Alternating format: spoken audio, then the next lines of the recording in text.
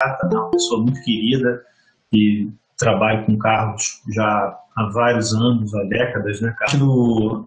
Do capítulo desse livro de poesias, né, O Guardador de Aves, do Manuel de Barros, o capítulo é 6 ou 13 coisas que eu aprendi sozinho.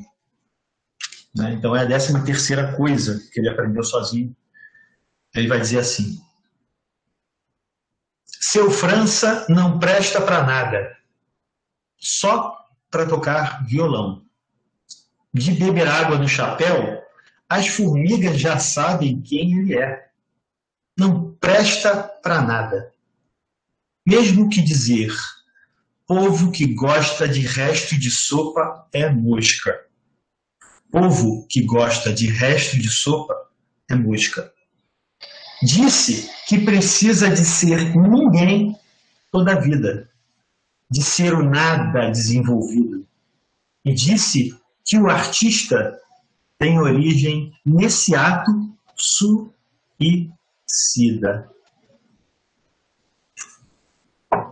Bom, por que eu li esse poema? Porque eu entendo que ele fala de uma... Não vou explicar o poema, não preciso, não é que nem piada, a gente não explica, né? O poema ele já se manifesta, ele já se declara, ele não precisa de nenhum tipo de explicação posterior. Mas qual é o diálogo que eu acredito que possa ser feito aqui com esse poema? Primeiro é a questão da utilidade, né? Desse nada que é muito caro ao Manuel de Barros, né? Esse não prestar para nada, só para tocar violão, né? Me parece um pouco a sina do nosso protagonista no filme Os Rios Zona Norte, né? O Espírito da Luz, que é o personagem interpretado pelo ator Grande Otelo. Esse personagem é o sambista. Né? O sambista presta para quê? Para nada, só para fazer samba. Né? Então, é um diagnóstico assim, que a gente faz. Né? Para que serve o artista? Né? Se não para fazer arte. O que é arte dentro desse universo?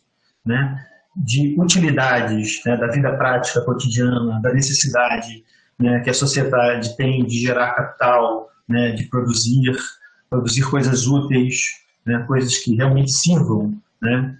Para o nosso dia a dia dentro de uma perspectiva, né? De servilidade de objetos. Né?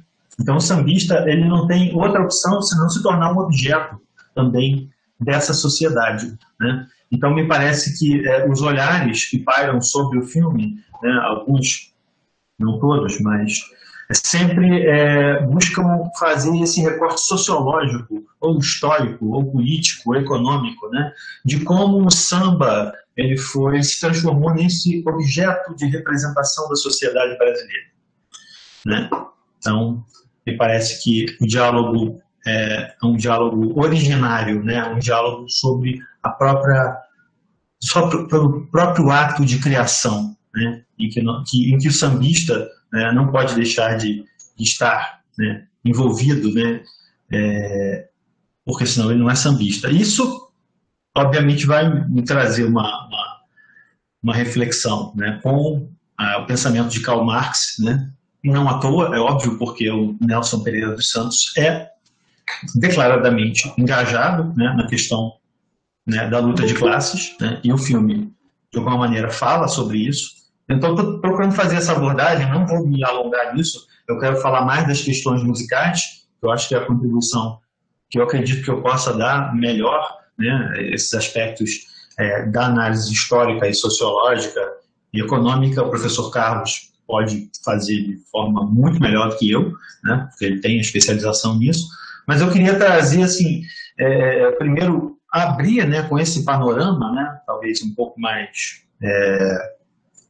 comum, assim, né, essa visão, né, esse senso comum do filme, né, Rio Zona Norte, né, de que o filme é a representação, né, social do sambista, né, da tentativa, né, dele conseguir, né, vencer, né, na carreira e tal, a busca do reconhecimento da cultura brasileira. Sim, essas coisas estão lá, né, e eu estou fazendo esse caminho de propósito, então vou falar só da reflexão, de uma reflexão que eu acho que nos interessa para fazer essa costura que eu estou tentando fazer sobre a poesia do Manuel de Barros, falando desse nada, dessa inutilidade, né, que a arte produz, e desse gesto suicida, né, desse ato suicida. Né? O artista tem origem no ato suicida. Será que, para que a arte dele sobreviva e tenha vigência concreta, o artista tem que realmente se matar? Né? Que ato suicida é esse? Será que a morte do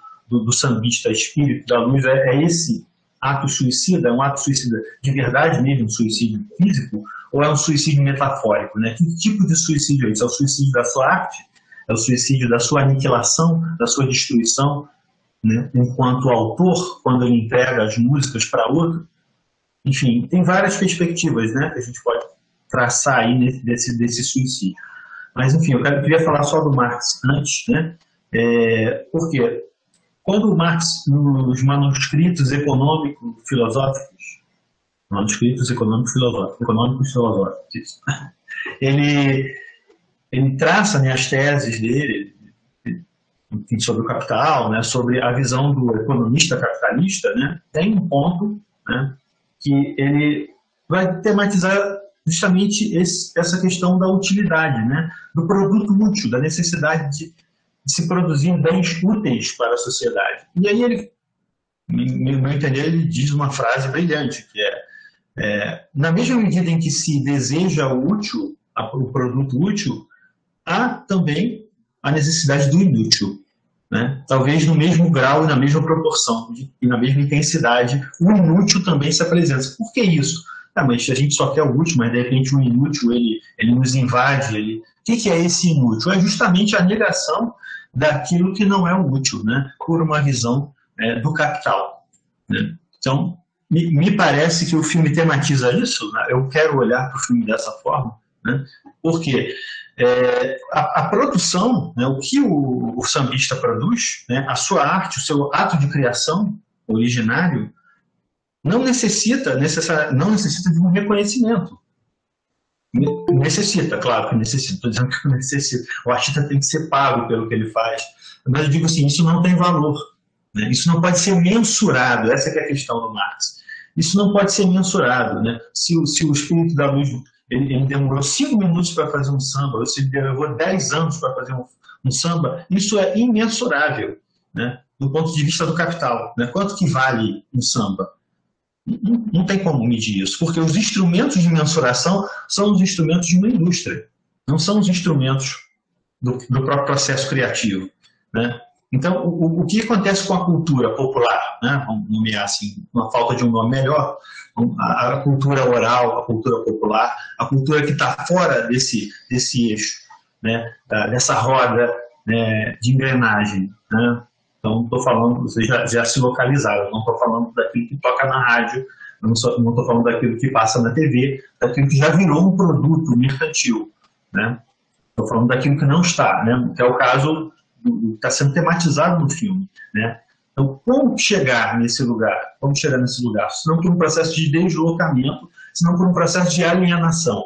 Né? Então, me parece que os estágios da alienação, vários estágios, né? Várias formas de alienantes, né? Da cultura, são manifestas no filme, né? Várias formas. Estão ali representadas, né? Estão ali filmadas, né? Estão colocadas no filme, fazem parte dessa poética do filme. Né? Então, o que é essa alienação? É entregar ao outro aquilo que é seu, que só cabe a você.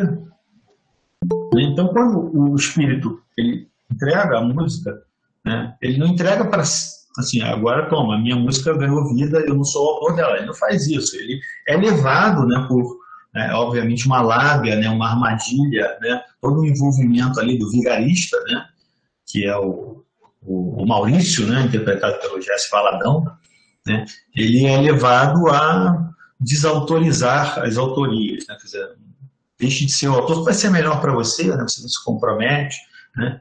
Então, um gesto bastante recorrente, né, na cultura, né, não só na cultura brasileira, mas ao longo da nossa história, né, que vai justamente questionar quem é o autor, né, qual é a função do compositor e quanto vale uma composição, quanto vale uma obra de arte. Né? Não tem valor. O valor vai ser mensurado a partir do momento em que eu pago alguém para fazer a partitura, aí eu pago um músico, né, que tem o domínio técnico, né, da escrita musical, então eu posso mensurar isso. Olha, você vai fazer essa partitura, tem número X de compassos, eu vou pagar não sei quantos reais por compasso, não sei quantos centavos. Então, se a partitura tem uma dimensão pequena, você vai receber menos. Se é uma partitura mais complexa, se é uma grade de orquestra, com vários instrumentos, né, e você tem que transcrever isso, colocar em partitura, então vai ter uma remuneração maior. Né? Eu posso mensurar o tempo de ensaio dos músicos,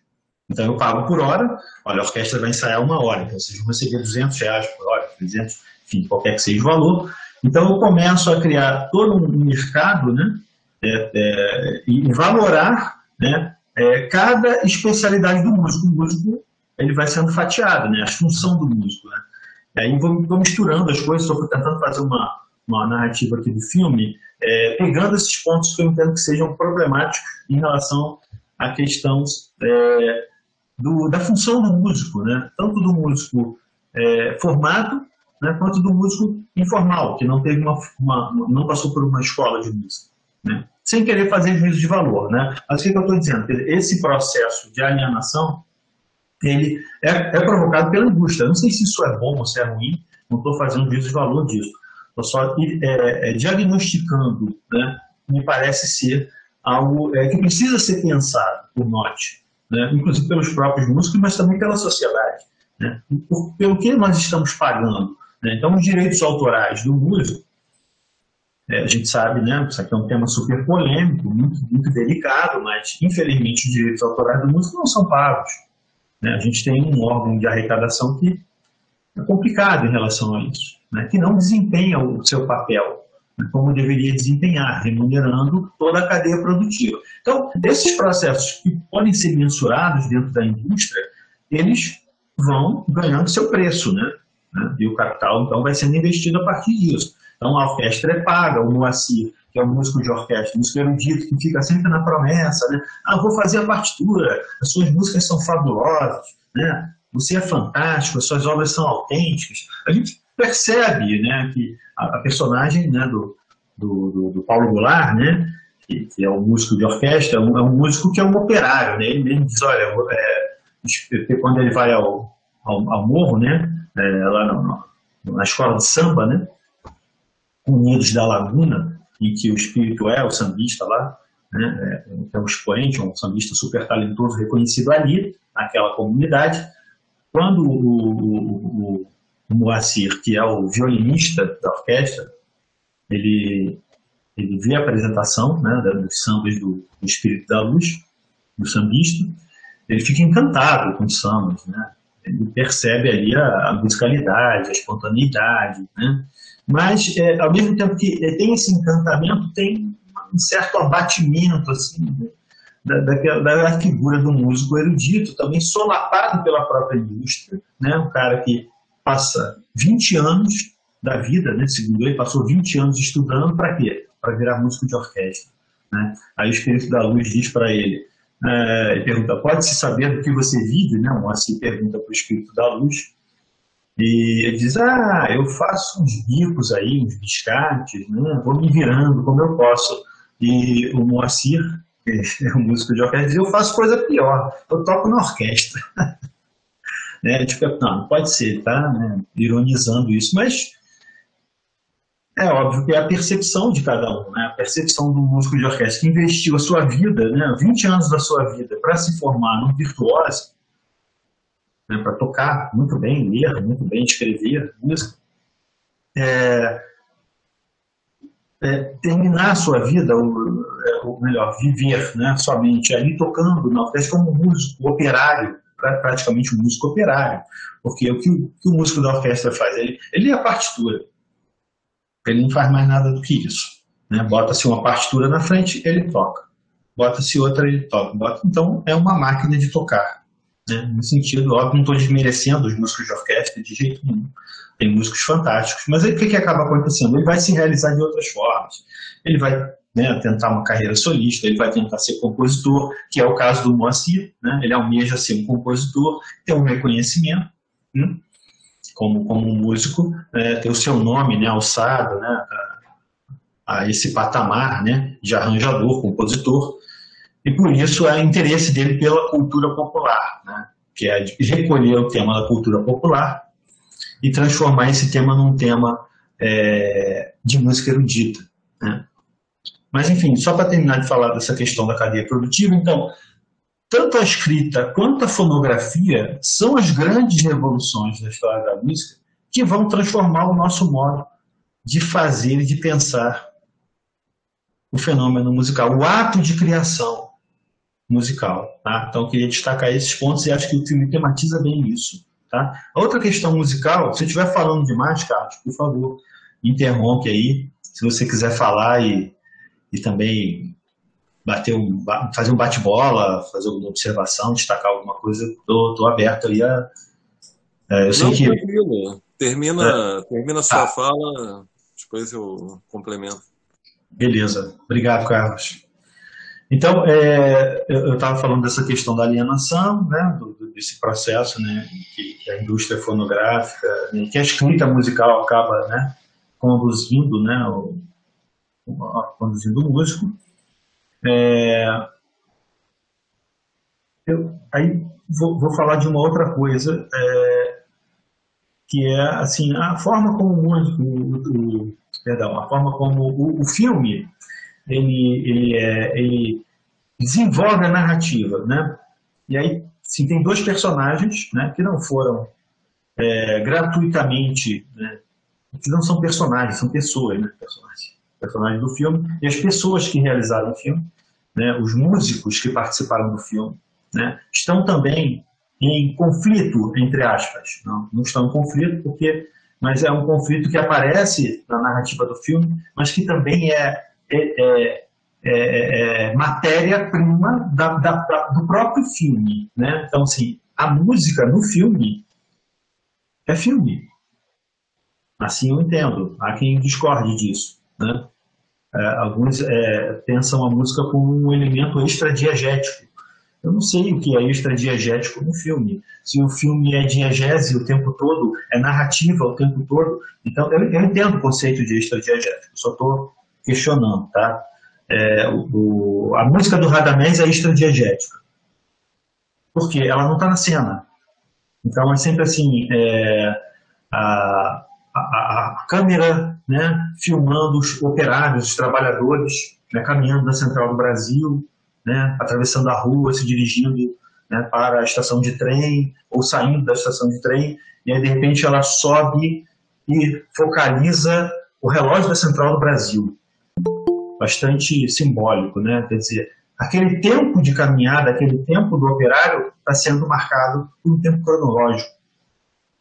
Ele tem pressa, ele precisa andar, ele precisa caminhar, né, sempre em direção a um tempo que dura e que acaba com ele, porque se ele não conseguir cumprir essa tarefa, né, cronológica, de chegar a tempo do trabalho. Então, isso é proposital, claro. Nosso Pereira dos Santos não fez isso à toa. Né? Então, esse tempo do relógio está ali, né, marcado. E o tempo da música não é o tempo do relógio. É o tempo da memória, é o tempo da recordação. E aí ele faz esse conflito, ele cria esse conflito musical, né? Esse conflito musical e narrativo, né? da diegese. Porque os sambas, quando aparecem, os sambas, quando são cantados, eles são sempre diegéticos.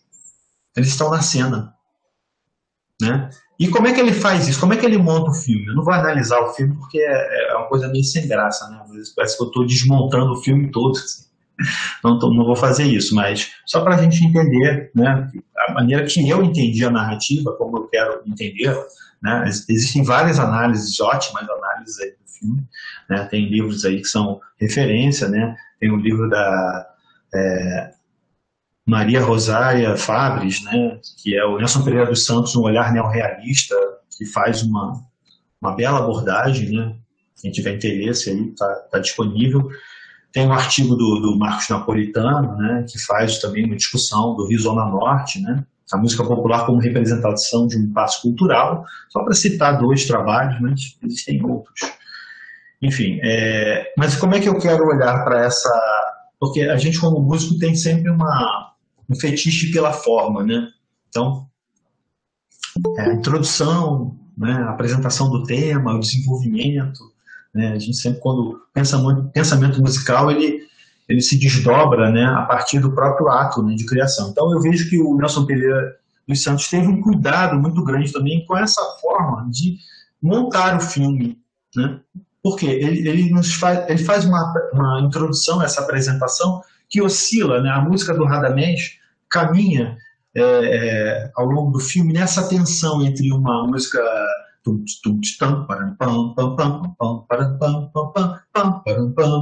uma música assim mais para frente, mais alegre, né? Como se estivesse anunciando alguma coisa que vai acontecer, uma expectativa, né, de boa, talvez, né?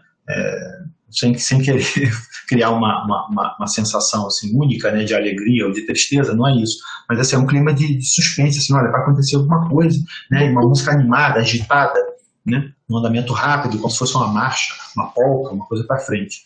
E, por outro lado, tem momentos em que ele alterna com melodias muito longas e líricas, né, e melancólicas, que nos dão uma sensação de alguma coisa assim, nossa, vai acontecer alguma coisa triste, vai acontecer uma tragédia, né, que a tragédia já está sendo anunciada, que é a morte do sambista, né, quando ele cai do trem, né? Então, essa música ela perdura ao longo da narrativa como de uma forma extradiegética, ela não está na cena, tá?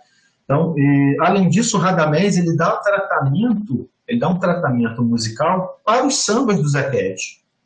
Então ele pega as melodias do Zequete, se a gente ouvir com atenção a trilha sonora, essa trilha sonora orquestral, quando o Espírito da Luz acorda, né, tem se não me engano, na segunda recordação, no segundo momento em que a câmera focaliza o rosto dele, dá aquele close, né, e faz o fade in, fade out com a cena da recordação, toca o tema do Mexi com Ela, né, orquestral, né? Então ele traz também esse diálogo entre a música popular e a música erudita, que é aquilo que o Moacir, que é o músico personagem, né, o músico de orquestra do Paulo Goulart, queria fazer, e pelo menos no filme ele não fez, ficou a promessa de que ele vai fazer, ele ia fazer, depois da morte do espírito ele vai fazer a tal da sinfonia lá com os termos populares. Mas quem faz efetivamente acontecer isso no filme, esse exemplo, é o Radamés Inhattan, né, na trilha sonora. Então vejam aí também essa sincronia, né, essa forma dele construir o filme, ligando os elementos da narrativa, né, do texto, né, e com aquilo que acontece, né, de forma produtiva no filme, como música, né. Então eu queria destacar isso,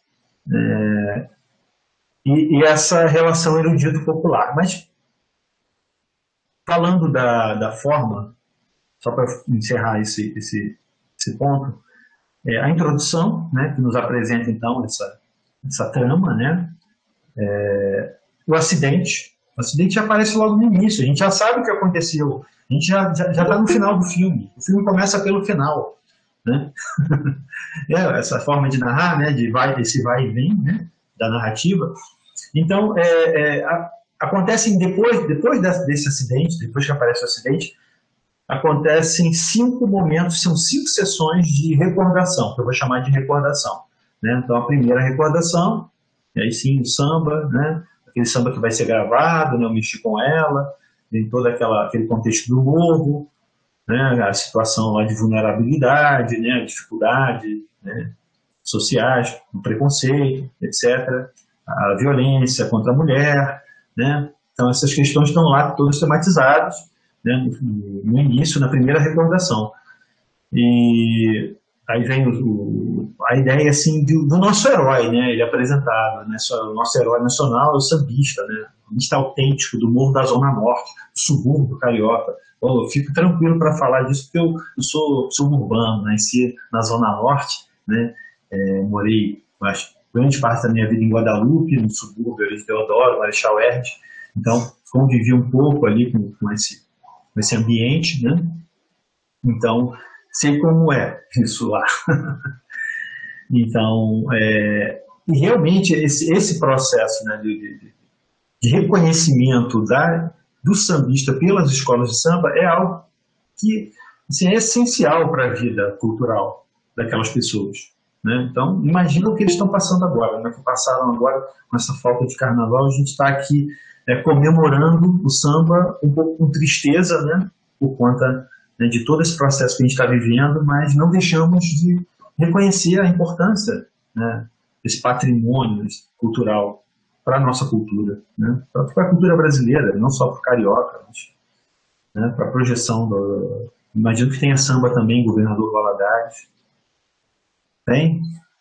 O Carlos já falou que tem o almoço, né, com música, então devem tocar os sambas também.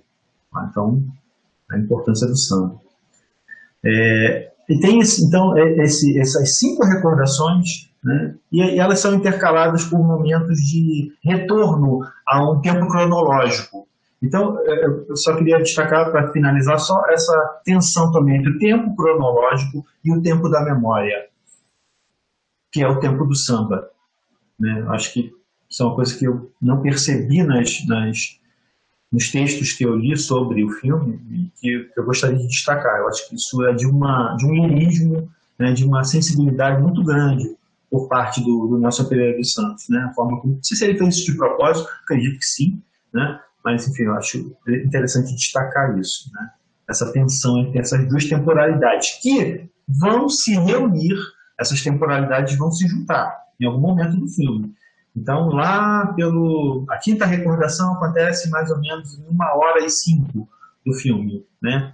Que é aquela em que ele vai até a rádio para encontrar a Angela Maria, né? Que é um momento assim de... vamos dizer assim, catarse, né? Ele realmente encontra a sua salvadora, a sua musa, a cantora. Nossa, agora sim vai dar tudo certo, né? Porque tanta coisa para falar desse filme, mas tem a questão da criação do herói, né? E assim, tudo vai dar certo. Os sambas dele vão ser gravados, o músico erudito reconheceu ele. O cara da rádio... Porra, falou que vai ser um tiro, o samba dele vai ser um tiro, vai dar super certo, né? Que era a gíria da época. Ele arrumou uma nova esposa, tem uma nova mulher, o filho dele vai se ajeitar, ele vai para São Paulo, então, assim, vai dar tudo certo, né? E aí, de repente, tem uma virada, vai dar tudo errado. A mulher foi embora, o filho entrou para malandragem, né? E o cara roubou a música dele, o músico de orquestra tá perdido, tá mais preocupado com a crítica lá, com os amigos dele que são críticos, né?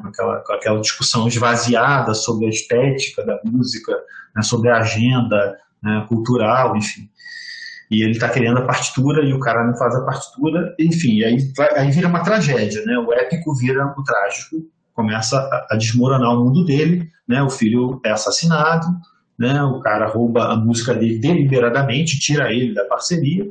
Os acadêmicos intelectuais, né, da elite classe média viram as costas para ele, né, e, enfim, ele se vê, né, sem saída, senão dá a última cartada, que é então nessa 5ª recordação, que ele vai procurar a Ângela Maria. Agora tem jeito, não preciso mais de intermediário, né?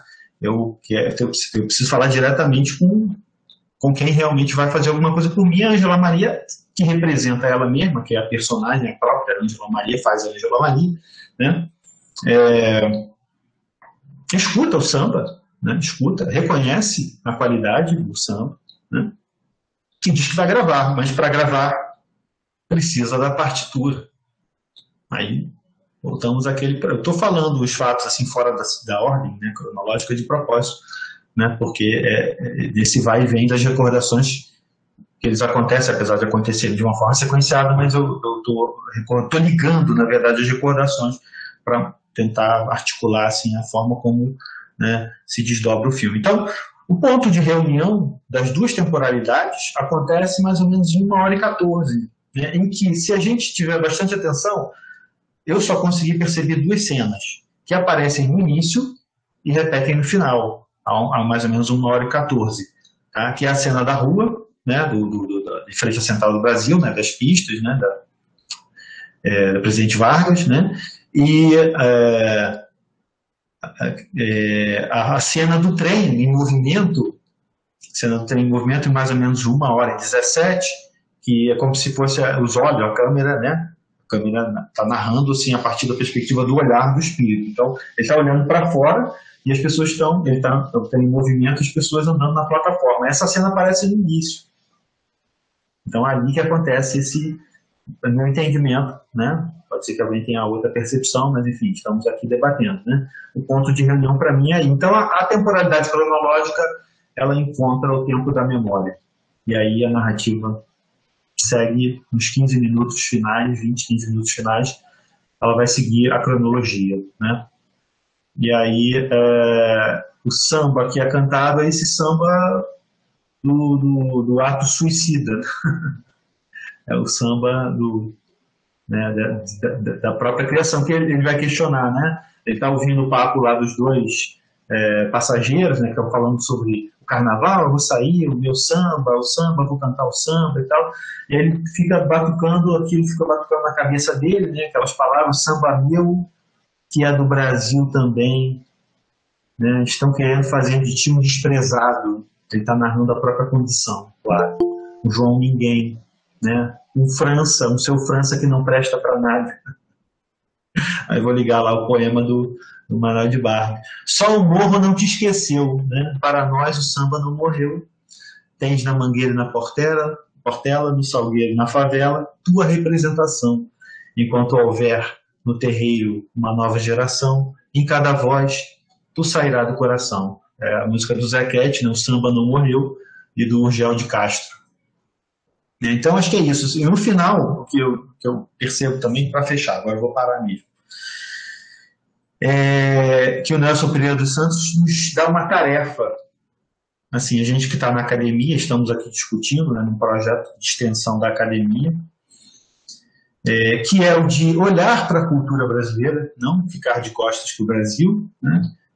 E aí, no caso, seria talvez a tarefa do antropólogo, do musicólogo, né? Se tratando dessa prática, né, de criação do samba, né, na cultura, de olhar para essa cultura. Então, o que o Moacir vai fazer, indo lá no morro ouvir a comunidade cantar os sambas do Espírito da Luz, é um trabalho de um musicólogo, que é resgatar aquilo que só pode ser resgatado pela memória da comunidade, porque o autor está morto, né? E o que ele deixa são aqueles papéis, né, amassados, que são as letras do samba, que são partituras verbais para o sambista, porque ao olhar a letra ele lembra da melodia, ele sabe exatamente que melodia que ele encaixou naqueles versos.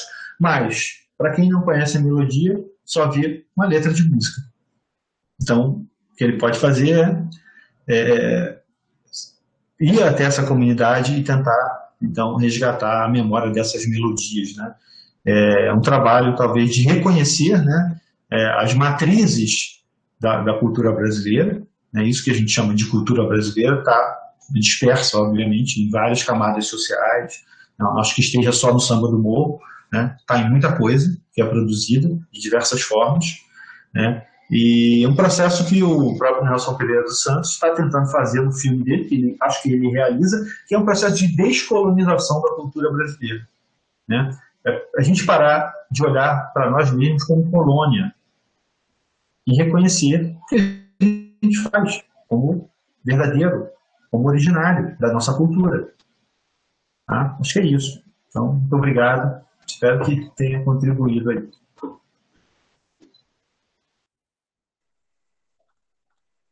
Bom, agradeço ao professor Celso Ramalho a participação. Celso, como ele mesmo já falou, né, gente, grande amigo já há décadas, não é? Não dele, mas da família inteira, né? Miriam está aí, está presente para dizer isso, Patrícia também. A gente já trabalhou juntos, né? E mais uma vez estamos aqui desenvolvendo um trabalho juntos, de repente dentro do campo acadêmico, né? Bom, eu vou desenvolver a minha fala também pegando algumas questões que o Celso apontou, por exemplo, essa discussão entre o popular e o erudito, eu vejo que ela se reproduz, ô Celso, no meio acadêmico muito, na questão do diálogo entre a pesquisa e a extensão, sabe? Sendo que a pesquisa faria o papel do erudito, entendeu? E a extensão faria o papel do popular, né? E eu acho que todos os meandros assim dessa discussão do popular e do erudito acabam, de uma certa forma, se reproduzindo nesse viés acadêmico aí entre a pesquisa e a extensão, né? É um negócio interessante, né? Nós estávamos conversando, inclusive, sobre a questão da curricularização da extensão, né? E as formas diferentes como essa curricularização se dá, né? Ela está se dando de uma forma dentro da Universidade Federal de Juiz de Fora, e o Celso me passou um outro modelo da curricularização da extensão, em que necessariamente as pessoas ligadas ao trabalho de extensão, no caso bolsistas, voluntários, não precisariam sair. Inclusive, parece que na UFRJ, até o aluno egresso, não é, Celso? Ele pode continuar no trabalho de extensão, né? Ele pode continuar. Pois é, exatamente. Isso são coisas muito, eu acho muito. Hã? Não, só respondendo a sua pergunta, sim, sim, isso não há nenhum impedimento, né, de continuidade de Sim, participação do aluno egresso. exato. Eu acho isso muito positivo. Acho isso muito positivo porque o aluno egresso ele também é um cartão de visita da universidade, entendeu? Então, até a própria continuidade dele, a própria continuação, a vinculação desse aluno com a universidade, ela, ela é importante para a própria instituição, na minha concepção, né? Bom, para que serve o artista, né? No filme de 1944, intitulado Berlim na Batucada, que vocês encontram no YouTube, assim, vão encontrar com uma imagem péssima, mas foi o máximo de restauração possível feito em cima daquele filme, que tem alguns nomes importantes, como Francisco Alves, Dalva de Oliveira, Erivelto Martins, participando. No início do filme, você tem uma figuração do Nelson Gonçalves, muito interessante, que o nome dele nem aparece nos créditos, se vocês querem saber. Eu fui descobrir porque pela visualização mesmo, né? E vários outros compositores importantes da época. E esse filme, Berlim na Batucada, ele tem uma situação interessante que remete um pouco a essa situação do espírito. Tá? Existe um rapaz, tá? Existe um rapaz. Ao contrário do espírito, ele não é negro, mas ele é morador da favela. Tá? Ele é morador da favela. E esse rapaz, ele é compositor de sambas, certo? Ele é compositor de sambas. E é apaixonado por uma jovem, né? Mas ele só consegue a aprovação da família e principalmente da mãe dessa jovem para poder casar com ela num momento em que é uma cena icônica de muita coisa, inclusive que o Celso apresentou, né? A mãe olha para ele e fala assim: mas você é um compositor, você é um sambista, você é um vagabundo, você não vive de nada, você é um malandro, vive aí na vagabundagem do samba. Ele, ele próprio, o sambista, ele próprio, o sambista, vira-se para a mãe e diz: não sou mais. Arrumei um emprego como técnico de não sei o que na aeronáutica. Aí pronto, palmas para ele, certo? Palmas para ele e ele ganha as graças da família e pode namorar, recebe o abraço de todo mundo. Quer dizer, olha que coisa interessante. Um filme feito pelos principais músicos da época, Francisco Alves, era o rei da voz, tá? O Dalva de Oliveira e Erivelto Martins, o trio de ouro, certo? O famoso trio de ouro. Dalva era a rainha do rádio, tá? Dalva era a rainha do rádio. Quer dizer, nesse filme estão presentes os principais elementos da música brasileira. E olha a ideia que ele passa, certo? Arrumei um emprego como técnico na aeronáutica, deixei de ser vagabundo. Eu era vagabundo, era sambista, vivia compondo, sabe? Era que nem o Carlos Júnior, vivia fazendo composição, era que nem o Celso, dando aula lá na escola de música, sabe? sabe? Não via de nada, era vagabundo, tá? Não fazia nada. Agora não, agora eu sou gente, arrumei um emprego. Você tem emprego na aeronáutica, Celso? Não tem? Então você continua sendo vagabundo. Você dá aula só na escola de música, vive de composição. Eu também componho muito, né? E sou professor no contexto atual. Professor também é uma coisa parecida, né? As duas profissões Tô até com o meu pandeiro aqui, ó, do lado. Hã? Tô até com o meu pandeiro aqui do lado. Tá até com pandeiro do lado, né? Pois é.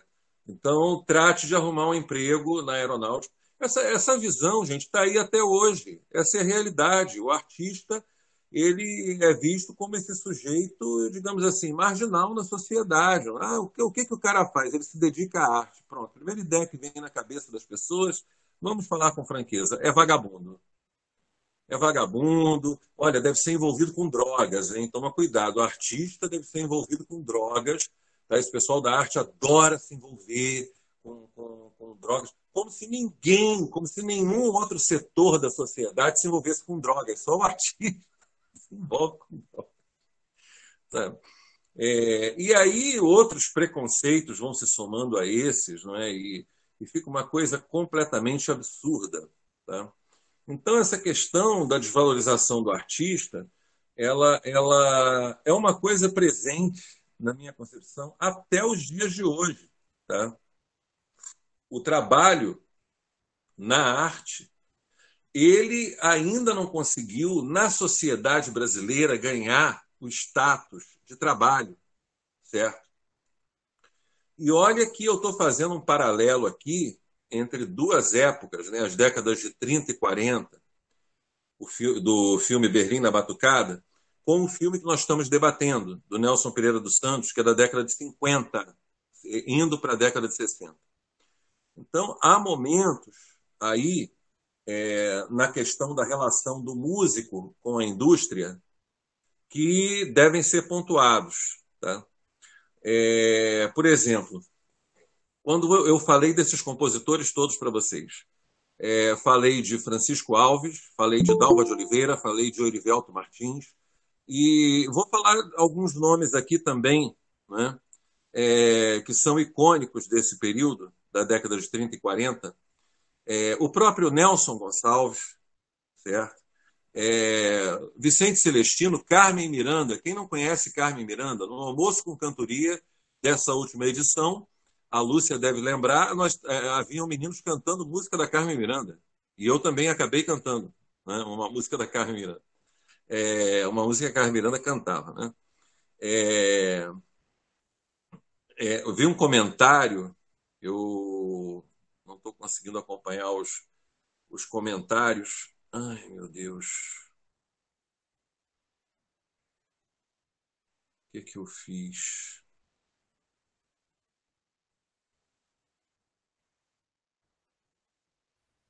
Você quer que eu leia o comentário, Carlos?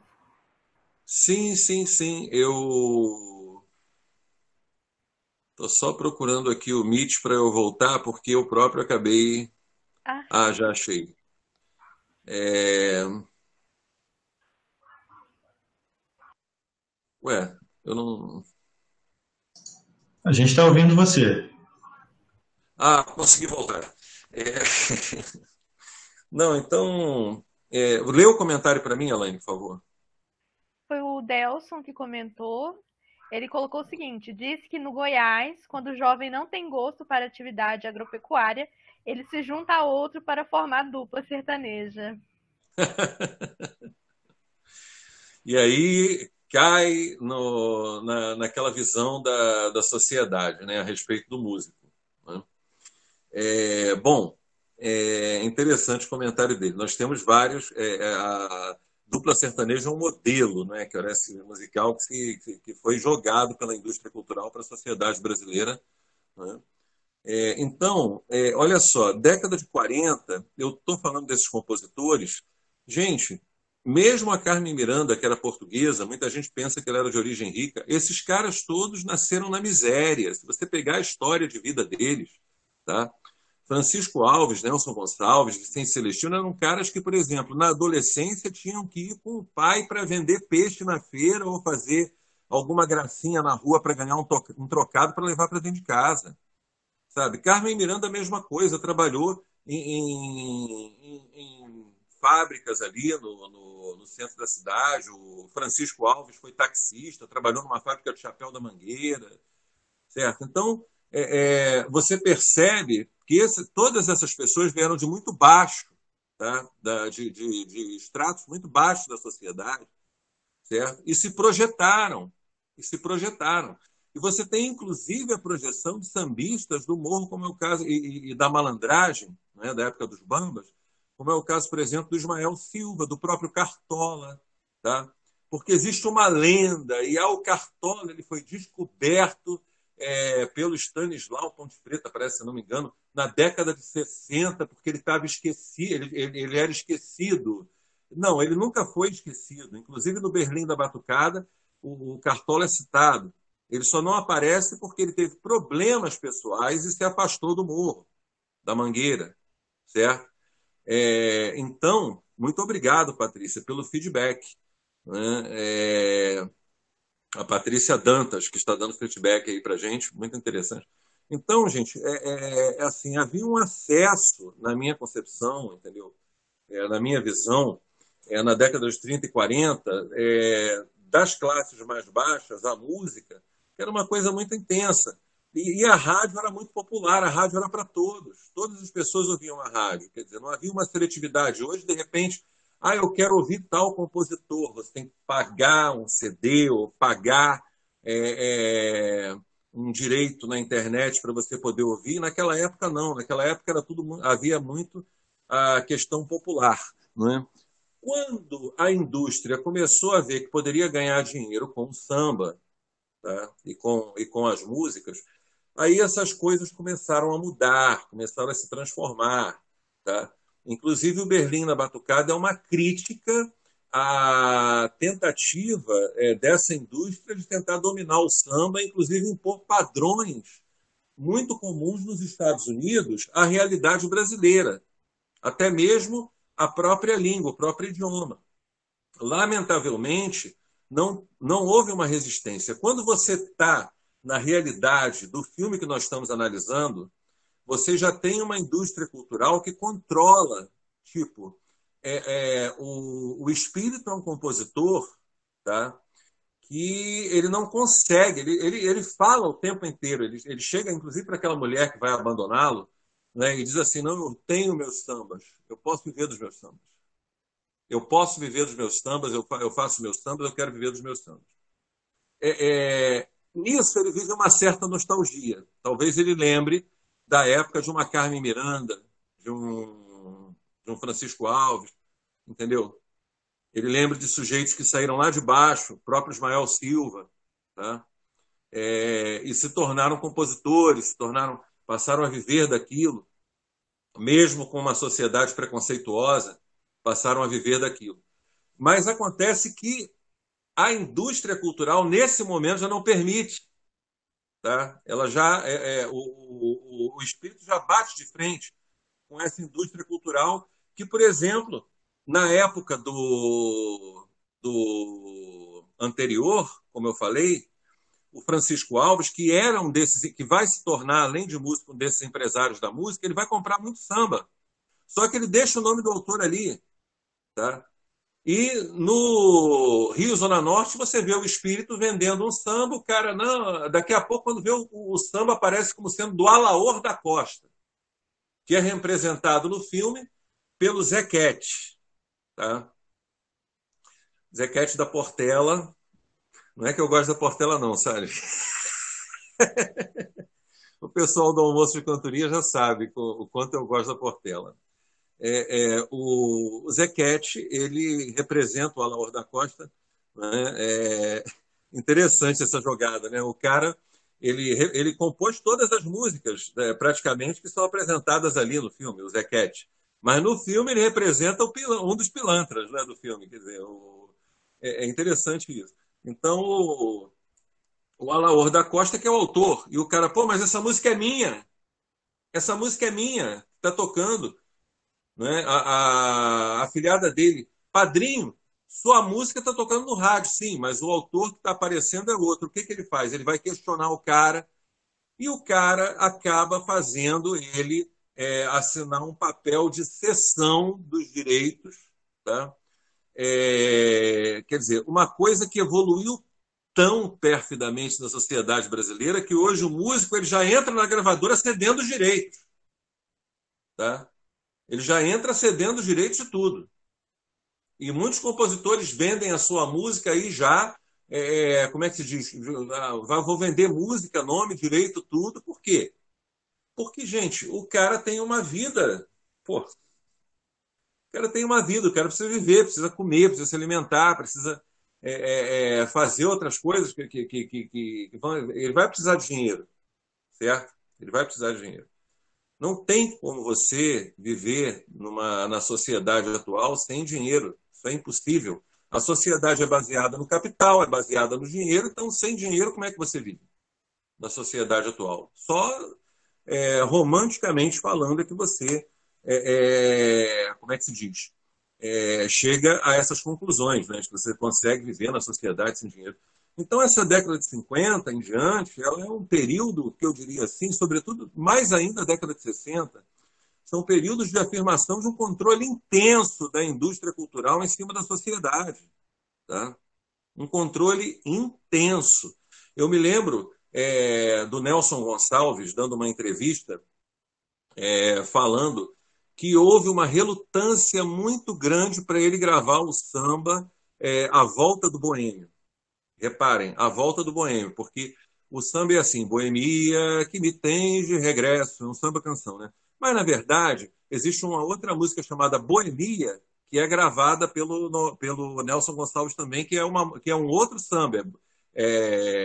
Boemia, pra mim, terminou. Tem até um clipe no YouTube mostrando essa música, mostrando esse samba, Boemia. Então, se você for procurar, procure A Volta do Boêmio, tá? Se você for procurar no YouTube. Então, o Nelson Gonçalves, ele disse o seguinte, que houve uma relutância intensa do pessoal em gravar essa música, alegando que a música tinha uma letra muito grande e, harmonicamente, ela também era bem diversificada, que as pessoas não iam absorver a música. Ou seja, a indústria cultural já não estava mais preocupada com a arte, ela estava preocupada com a capacidade das pessoas absorverem. Quanto mais fácil a música, quanto mais fácil o refrão, quanto mais fácil a construção rítmica, melódica da música, mais fácil a absorção por parte da população e a gente vai ter um lucro maior, certo? Digamos assim, comprovar o absurdo dessa situação, Nelson insistiu na gravação de A Volta do Boêmio, que inclusive vai se tornar talvez o maior sucesso da carreira dele em termos de que quando você pensa em Nelson Gonçalves, você pensa nessa música, A Volta do Boêmio. Tá? Em muitas ocasiões, poderia não dizer em todas, mas em muitas ocasiões. Mas eu queria que vocês vissem, que vocês notassem com isso, as dificuldades que são colocadas já pela indústria cultural. Tá?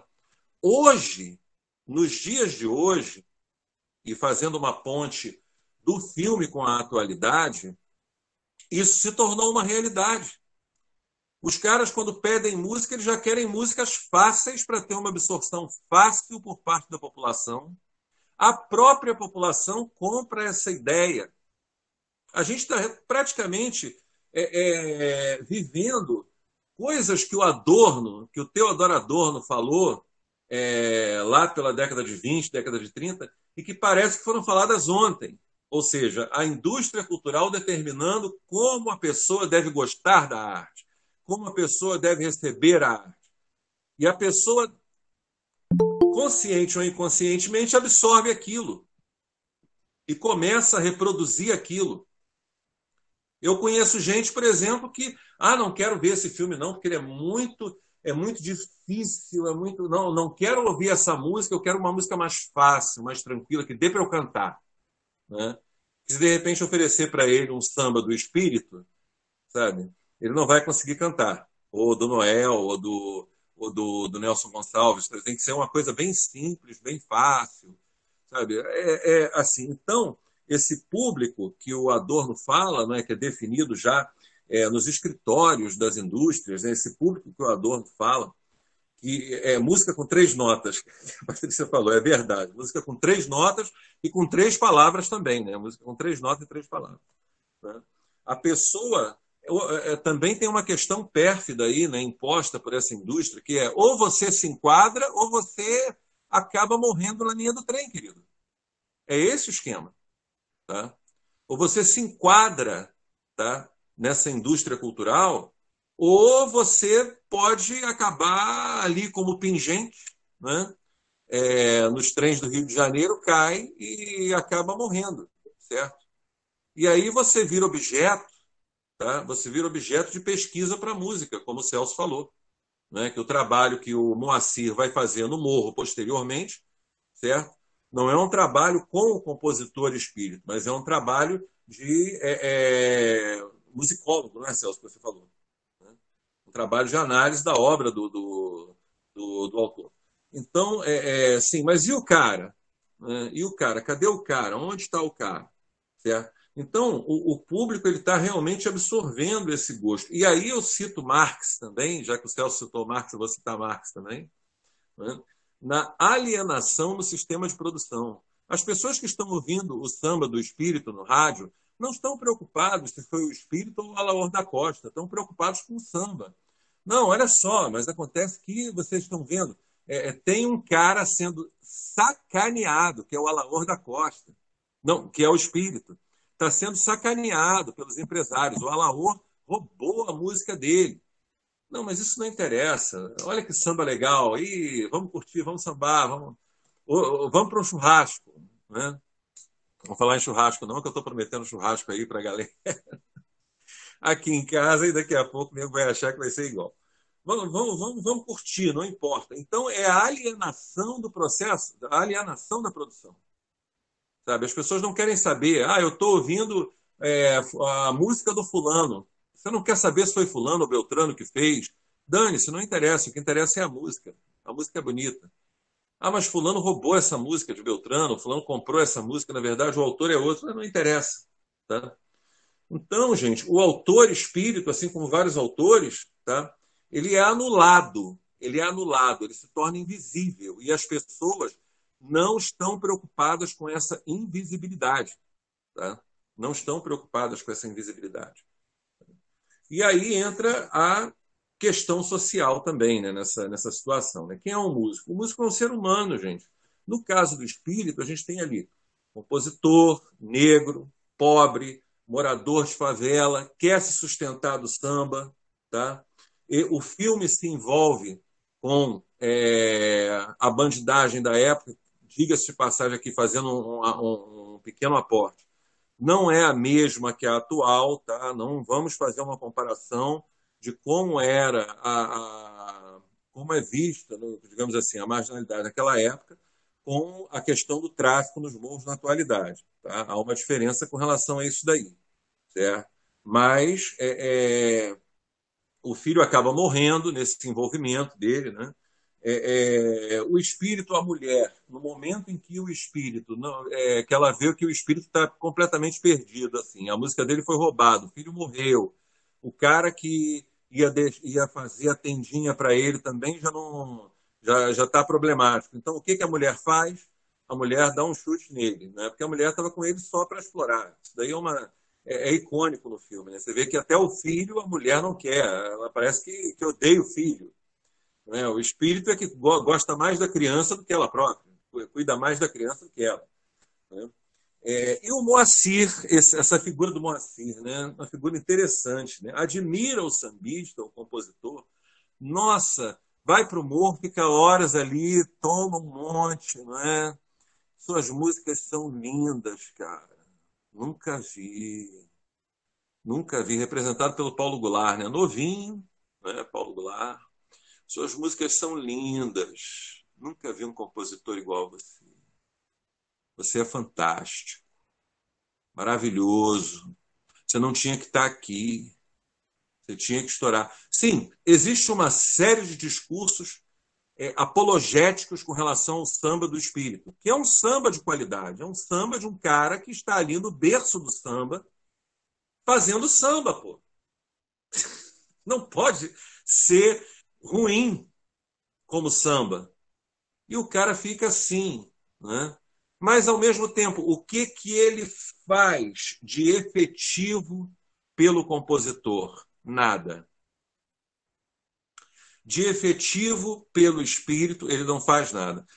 Todas as vezes que o espírito vai procurá-lo, não é apenas no momento da Ângela Maria, esse é um momento icônico, tá? Muito bem ressaltado pelo Celso, tá? Mas todas as vezes que ele vai procurar o Moacir sempre está ocupado. Sempre tem alguma coisa mais importante. Ou seja, o samba do morro é legal para mim ir lá tomar uma pinga, uma cerveja, ouvir o espírito cantando e ir embora, acabou, tchau, sabe? Por educação, sabe aquela coisa de por educação? Eu fiquei pensando muito nisso em algumas cenas do filme, sabe? Por educação eu vou convidar, né? Sabe aquela pessoa que você convida por educação para ir na sua casa? E a pessoa aparece na sua casa. Aí você, eu convidei, né? Pois é, por educação, eu vou falar para ele, não aparece lá, porque todas as vezes que ele aparece, tá? Ele não recebe nada do Moacir. Na verdade, de quem ele recebe? Do personagem do Jesse Valadão. Tá? É dele que ele recebe. É interessante analisar essa questão, que o Moacir é o bom moço da história que se interessa de verdade pelos sambas do espírito, mas não consegue transpor aquele seu locus, tá? E fazer alguma coisa pelo cara. O pilantra da história, que é o empresário da música, é que vai garantir o sustento mesmo do espírito durante algum tempo. Essa é a realidade. Tá? Porque o cara tem que se sustentar. E ele só consegue se sustentar fazer, com aquela calhordice que foi feita em cima do samba dele. Estão entendendo? É uma inversão de valores. Né? É uma inversão até de atitudes. Eu gosto de fulano, gosto do trabalho dele, mas eu não posso ajudar. O cara que não gosta, que só quer explorar, o que ajuda. Então, isso volta para aquele esquema do adorno, quer dizer, do circo montado pela indústria cultural, do qual a pessoa ou entra ou ela acaba sucumbindo. Ou a pessoa entra nesse ciclo ou ela acaba sucumbindo. Então, é bom a gente lembrar isso, para lembrar um pouco até da atualidade do Adorno. Né? Bom, eu vou encerrar a minha fala citando também algumas questões, como, por exemplo, a valorização do subúrbio, né? Uma coisa que é feita no filme do Nelson Pereira dos Santos, certo? E a valorização também de uma história. Acho que o cara se ajuda, pois ele precisa. Lê para mim, Elaine, que eu não consegui ver tudo. Está aberto o microfone? Desculpa. Oi, Elaine. Sim, pode falar. Então, eu acho que ele ajuda a si mesmo, ele é um negociante, ele precisa da existência do outro, ele sabe lidar com o dinheiro. Então, essa palavra ajuda, eu não sei se ela é tão adequada. E ele mantém o elo, né? Ele Sim, sim, mantém o sim. produto dele vivo. Perfeito. Uhum. Perfeito. Não, concordo com você. Bom, eu acho que já praticamente falei de tudo. Vou abrir para o debate, só quero encerrar com duas questões. Né? A questão da poética aplicada à música, certo, Celso? Que eu vejo muito perdida na atualidade, principalmente com essas imposições que eu comentei na atualidade.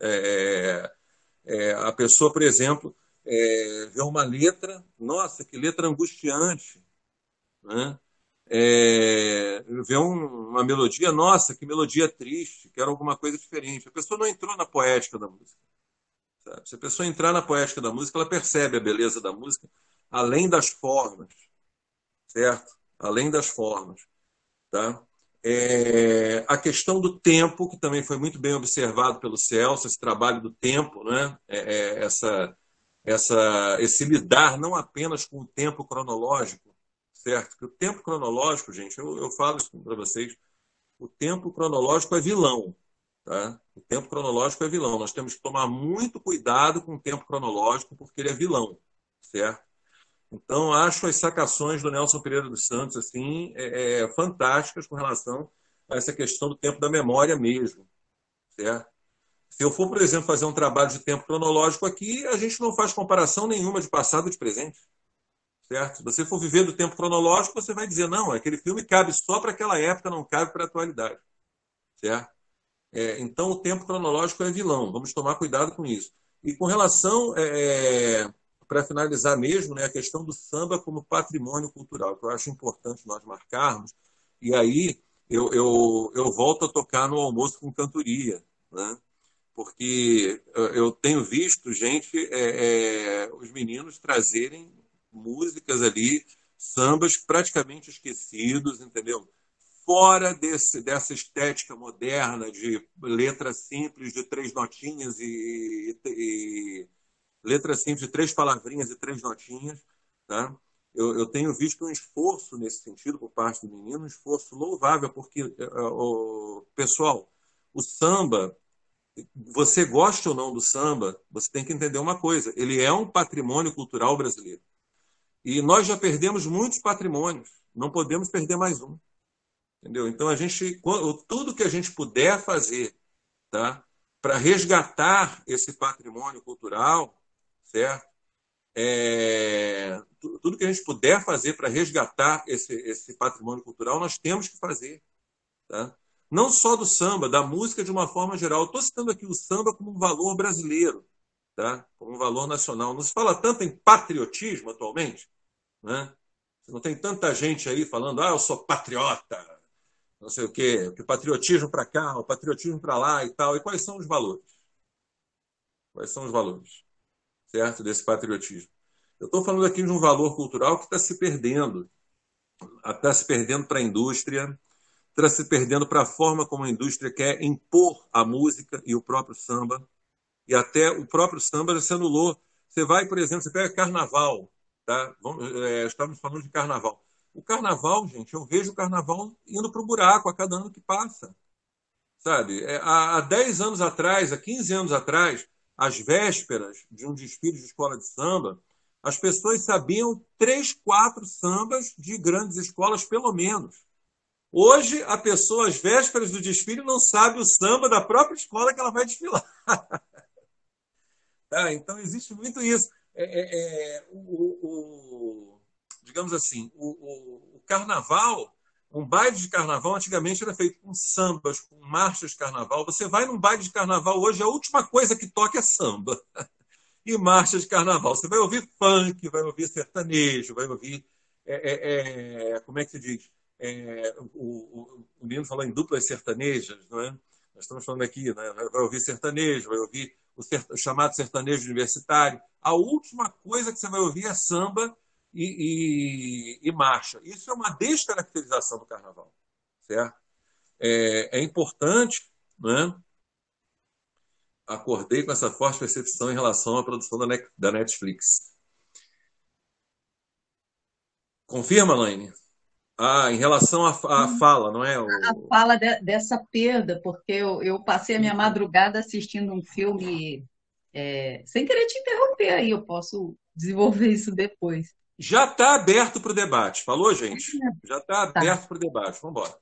Então, tinha um filme, tem um filme, uma produção que se chama Cidade Invisível na Netflix, mas ela tem um apelo do cinema americano, né? Com um ator que, na verdade, eu nem tenho tanta atração pelo trabalho, mas no LinkedIn, o autor, que está no meu LinkedIn também, escreveu, poxa, escrevi isso, essa produção bacana, né? Falando das lendas, né? Dos nossos personagens. Eu falei, pô, só porque você está falando isso eu vou ver.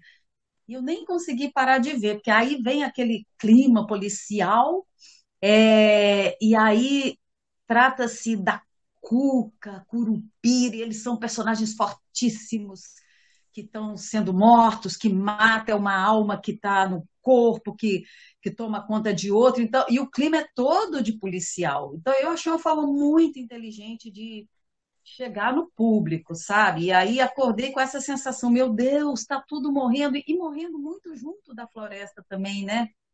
Porque eu não sei o quanto essas coisas estão ligadas, né? Mas eu acho que o Saci, Curupira devem estar muito ligados à questão da mata. E eu pensei exatamente isso. Falei, poxa, tanto nacionalista aí não está falando exatamente disso, de que valores? O que é que forma um país? É minério? É coisa morta ou é coisa viva, né? Ou é cultura, né? Então, para se falar de cultura, para manter um país, não tem ninguém abordando essa questão, né?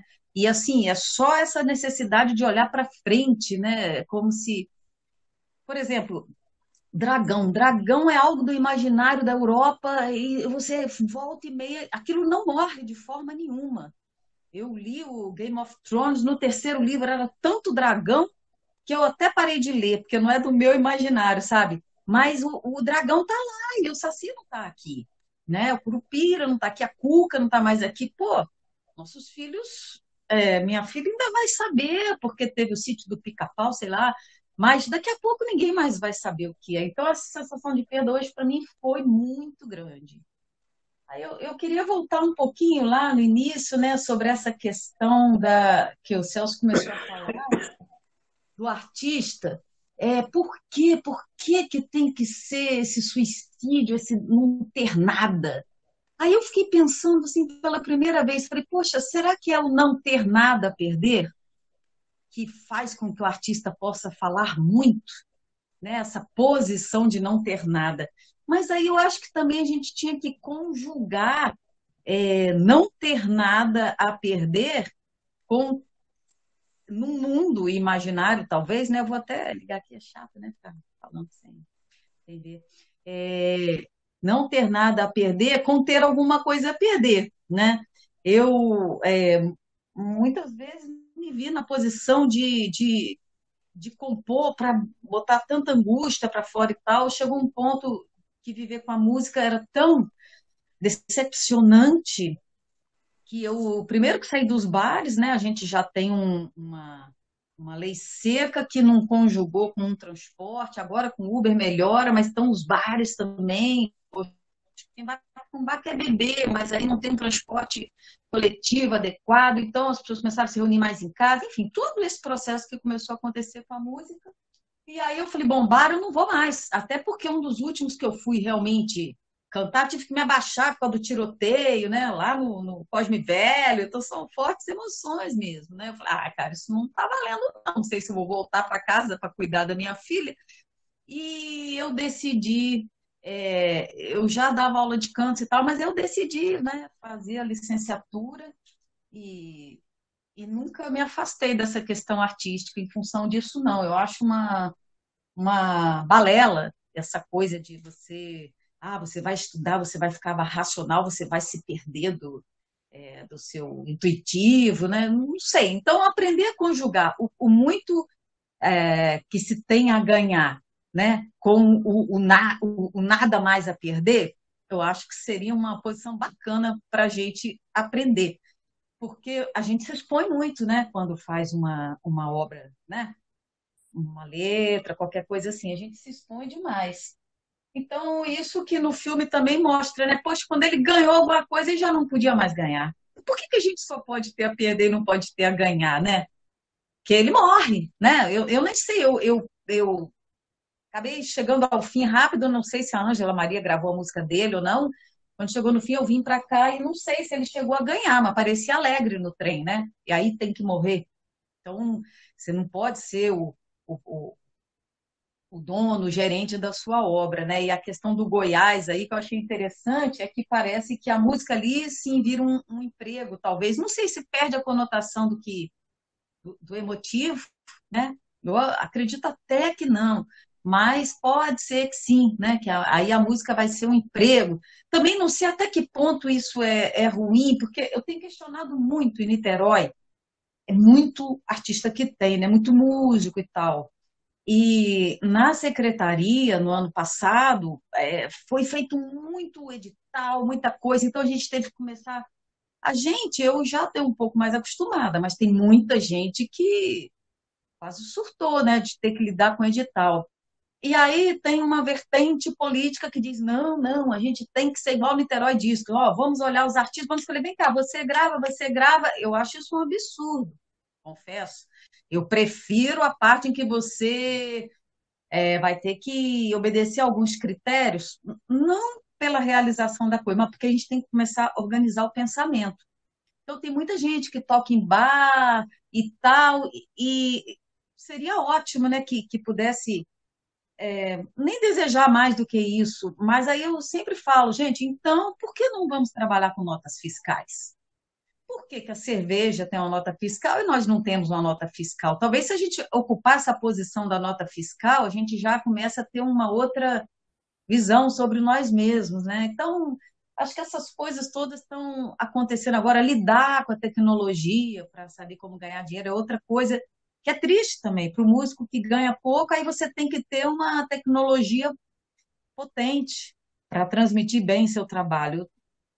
Nós estamos numa posição muito difícil, mas eu acho um filtro que não tem volta, né? Pela mecanização, pelas coisas todas assim. Se a gente não sair desse papel, que ontem mesmo eu recebi um desenho animado premiado na Colômbia, em que um morador vai passando a cordinha, vai acrescentando alimento na cestinha, na cestinha, na cestinha, até que chega num músico que é um mendigo. Puxa, e que vai dividir a sua comida com os cachorros. Mas o único que não tem casa é o músico. Falo, meu Deus, e as pessoas nem percebem o absurdo disso, né? Então, eu acho que a gente está assim, lidando com essas questões. A outra coisa também, eu tenho procurado saber música atual que está se produzindo, né? Eu imploro para minha filha, para mostrar para mim o que ela ouve, e às vezes meus alunos me mostram, né? Graças a Deus. Aí eu vim descobrindo, assim, Filipa Ruiz, o Tim Bernardes, né? Eles têm trabalhado com arranjos legais, eles se dizem completamente descompromissados da indústria, então eles não fazem uma coisa fácil, palatável. E nos projetos que aconteceram pela prefeitura, de novos artistas, eu fiquei acompanhando os de Niterói, estou num grupo com 85 músicos, né? Procuro ver o trabalho de todos. Olha, era tanta necessidade de inovar que teve uma live que só para mudar o ângulo puseram a imagem de cabeça para baixo, depois ficava de cabeça para cima. Eu entendi que aquilo era uma sede de uma linguagem nova que as pessoas não tinham, não sabiam, porque também a gente, infelizmente, não está cultivando o cinema. Já que música não é mais só áudio, então é urgente que a gente lide com imagem, com a cor que combina, com o fundo que vai falar junto de você, né? Aí é isso, eu queria falar essas coisas que me suscitaram aqui e agradecer também. Nós é que agradecemos a sua participação. Eu tenho uma grande amiga, não sei se você conhece, não é? Mas você deve ser pode ser do município, né? Deixa eu te falar. Eu acho que o Celso ele é o ideal para comentar o que você falou.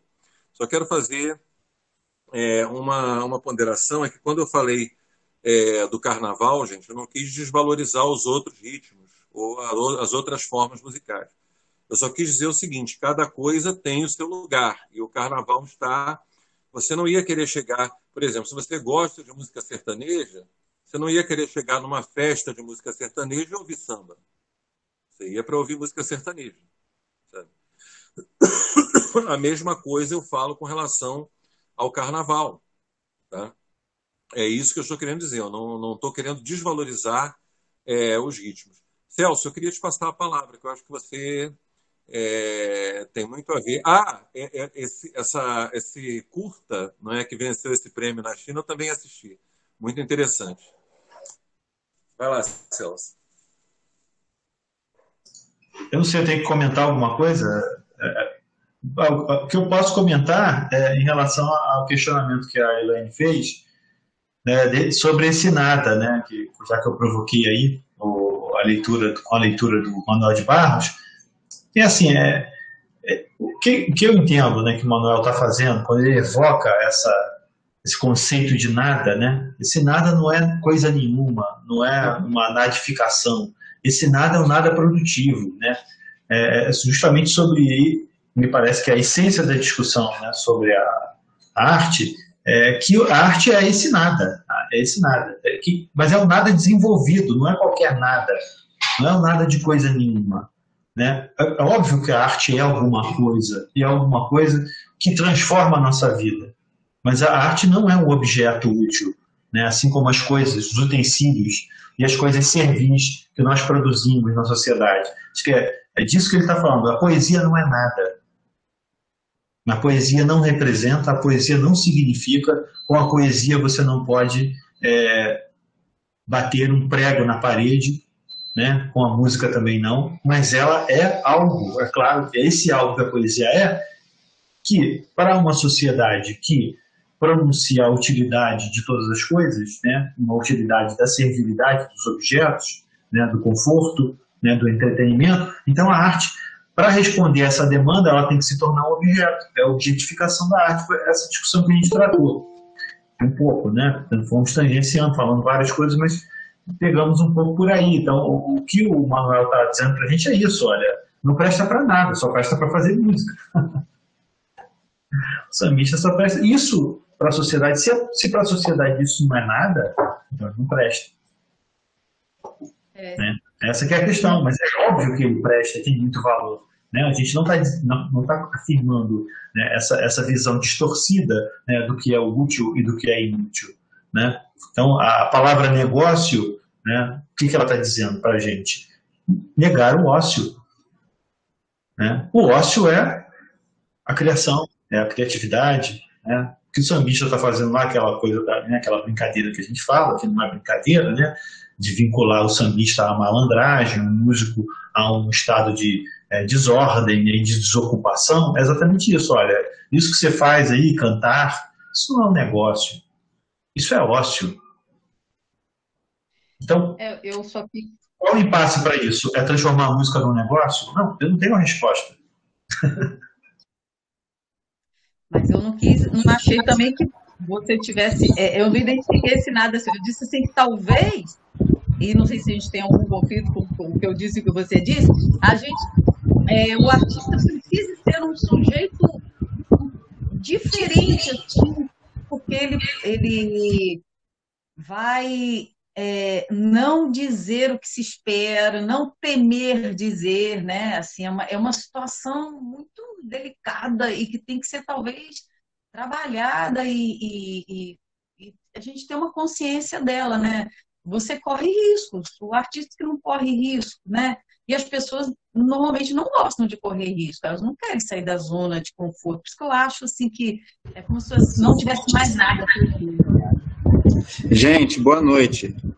Aqui é Fausto vulgo Alex, né? Porque eu estou usando o computador emprestado. Mas aqui é o Cadilho, tá? Professor Elaine.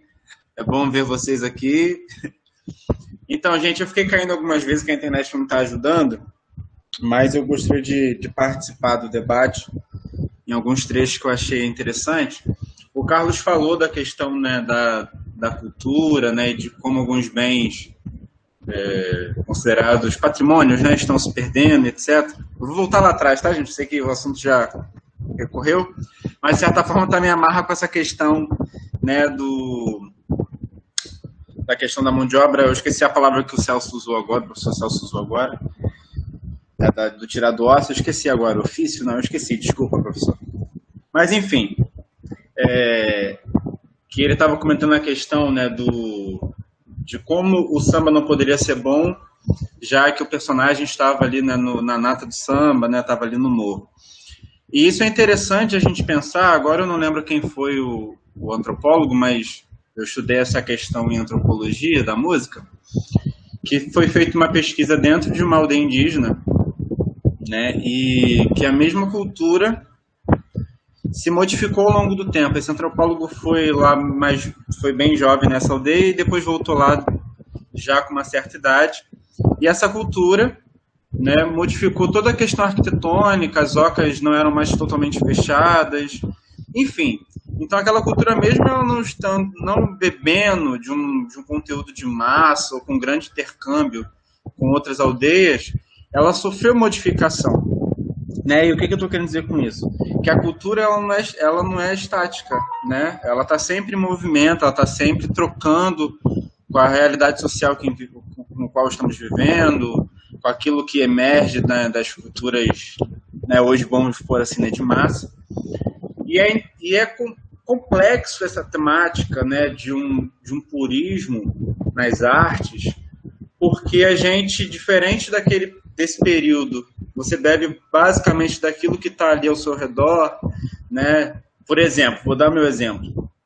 Se eu não tivesse nascido nessa era da tecnologia, eu provavelmente seria um sambista ou um pagodeiro, vamos pôr assim, né? Que é o que eu tenho ali, eu frequentei muito samba de fundo de quintal. Mas, de outro lado, minha mãe ouvia Madonna, né? Então, assim, eu bebi desde a infância, de certa forma, desse pop, né? Dessa cultura de massa também.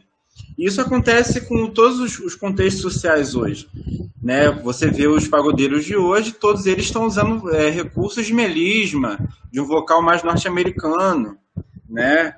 Então, assim, como ter um purismo se hoje a gente tem essas influências, a gente acaba bebendo dessas outras culturas, né? Porque, como a própria Elaine falou, né? Você vê no filme, você vê no The Voice, né? Vamos citar o The Voice, você vê o The Voice, que quem canta, né, se alguém for cantar uma bossa, estilo bossa, vai ser reprovado, e passa quem grita mais, quem está mais próximo da Whitney Houston, né? Então a gente vai se aproximando de estéticas por causa dessa era da tecnologia e por causa também de uma pressão de cultura de massa, que vai realmente fragmentando e trazendo novas nuances para aquilo que a gente outrora era puro ou era nosso, né? Então é muito complexo, porque a cultura ela não vai ficar parada, né? E eu acho realmente uma temática muito interessante, porque como equilibrar isso? Como beber, né, ou ser atualizado, abre aspas, né, não que você tenha que ser atualizado, mas como estar vivendo nessa sociedade, nesse mundo atual, e ao mesmo tempo preservar a raiz daquilo que você está produzindo enquanto arte, né? Porque, por exemplo, aqui, meus alunos, eu sou professor de rede pública, meus alunos sabem dizer as músicas aí, sei lá, eu estou um pouco desatualizado, Ariana Grande, eu acho. Sabe falar o repertório, os CDs, mas não sabe quem é Sivuca, não sabe quem foi Clara Nunes. Muito mal se soubesse mais ou menos quem é Zeca Pagodinho. Mas aí, por diversas vezes, inclusive essa semana eu vi um festival, se eu não me engano, na Escócia, de bandas, e o pessoal tocou, se eu não me engano, não sei se foi um forró, um brega, e o Asa Branca, né? Então os caras lá na Conchichina estão dando valor àquilo que é nosso e a gente não dá valor, né? E é muito complexo, né? E aí a gente também fica achando que essa perca é só nossa, mas não é. Outro exemplo que eu dou, né, desse intercâmbio muito grande, é que eu gosto de coisas um pouco exóticas, e aí, não sei se o pessoal lembra da série Xena, mas aquele coral da abertura da Xena é considerado um dos melhores do mundo, né? As vozes misteriosas búlgaras. E aí, por causa disso, eu fui me aprofundar na cultura búlgara. Se você botar a música búlgara, só aparece cantores e cantoras usando artifícios de sensualidade, estilo Beyoncé, estilo que a gente tem aqui no Brasil, Anitta, né? Então existe realmente uma ideia de uma cultura de massa, de um ideal a ser chegado, ou pelo menos o que vende, que está virando uma massa global, né? E aí, entrando agora na questão da produção, né, e da remuneração do profissional de música, como se manter nesse universo em que hoje o que vale mais a pena é a batida, ou, enfim, como foi dito anteriormente, 3 acordes. Se você se aperfeiçoou para tocar 20 acordes, né? E aqueles 3 acordes não vão te dar prazer, mas os 3 acordes é o que bota o seu pão na mesa, né? É complexo, é uma situação muito complexa, né? Esse equilíbrio, né, do novo, do atual, do que a gente está vivendo, né, não do novo e atual como algo melhor, uma evolução, não, mas da realidade atual, do que está posto como o que a gente vive hoje, do que a gente bebe hoje, e como equilibrar isso com justamente a nossa formação, né, aquilo que esteticamente a gente se propôs a fazer, né, porque eu por exemplo, né, eu estudo e gosto de música antiga, de música barroca, mas isso Eu não entendeu, eu nunca vou ganhar o mesmo que às vezes um cara que toca sertanejo e não necessariamente tem o mesmo nível técnico ou de formação que eu. Mas ele está num contexto que o que ele faz é mais valorizado do que o meu, né? Da mesma forma, relembrando também, né, isso eu estou falando da valorização, o Celso também falou no início de uma questão, né, da formação, dessa questão do músico de orquestra, do músico popular. Quando ele falou isso, né, nesse trecho minha chamada caiu de novo, aí eu não sei por onde foi o rumo da prosa. Mas quando ele citou esse exemplo, né, para delinear algum contexto do filme, eu lembrei muito de uma cena logo assim que eu entrei na faculdade, né, e eu fiz educação musical, e aí eu fui chamado para participar de um cursinho de verão, né, de jovens, e era até num contexto evangélico, eu não sou, mas eu fui convidado e fui participar. E aí, nesse cursinho, os garotos, assim, e garotas também, enfim, mais novos que eu, tocavam, assim, 3, 4 instrumentos, tirava tudo de ouvido, acontecia, né? Me colocavam num pedestal porque eu toco cello e lia a partitura, mas eu não fazia metade do que eles faziam. Eu tinha que esperar alguém escrever para mim para eu entrar em ação. E eles se viravam, o negócio era quase assim um santo incorporável e vamos, pum, sabe? Era um negócio meio... Olhou para um, olhou para o outro, deu um dó maior, vamos lá, o negócio virou assim, um stand de jazz, sabe? Um negócio sem ensaio prévio. E o quanto porque eu estava com um instrumento, né, tido superior, ou porque eu li a partitura, eu fui elevado a um patamar de melhor músico do que músicos que estavam fazendo uma produção sonora tecnicamente mais avançada do que a minha, né? Então, são muitas questões, né? Eu trouxe tudo isso aqui para a gente realmente debater, para a gente, se der tempo, né? Porque eu botei fogo, desculpa o termo, botei fogo no parquinho, talvez no horário um pouquinho elevado, né? Mas era a minha contribuição, que eu gostaria de gerar essas reflexões. Boa noite, gente. Obrigado, Fausto. Celso, eu quero te passar a palavra para você comentar. Só posso fazer um breve comentário antes? Primeiro, Fausto, eu quero falar para você, para a Elaine e para outros professores aqui. É Alex, querido, desculpa. É porque eu estou usando o computador emprestado. Qual o nome mesmo? Desculpe. Alex, ou Cadilho. O pessoal me conhece como Cadilho. Ô, Cadilho, cara, seja bem-vindo ao projeto. Nós temos um projeto chamado Ecos na Cidade, que é a mesma coisa que o Ecos no Cinema, só que ele vai nas escolas. Então, se tiverem professores aqui interessados em que a gente faça debates como esses para os seus alunos, entre em contato com o Rafa, tá? O Rafael, que está aqui, que é nosso bolsista. Pode entrar em contato comigo também, Rafael, pode passar meu contato, tá, Rafael? Com o professor Felipe, certo? Que está aqui presente também, se eu não me engano. E o Gabriel, tá? Que é outro bolsista nosso. Pode entrar em contato que a gente organiza, programa e vai fazer o debate com as turmas de vocês, mesmo online, tá certo? Cadilho, essa questão, acho que o Celso falou, eu achei muito interessante, deixar de ser colônia, perder o pensamento colonial. Cara, olha, eu dou aula de história econômica do Brasil, formação econômica do Brasil aqui, né? E assim, numa das minhas últimas aulas, eu estava falando para o pessoal que o nosso aparato jurídico ainda era as ordenações filipinas até 1916, certo? O número de continuidades do período colonial para o atual é imensurável. Imensurável. Nós somos um país assim que praticamente no campo econômico, no campo social, continua com muita coisa que foi estabelecida na colônia, continuou no Império, continuou na República, na Primeira República e continua na atualidade. Certo?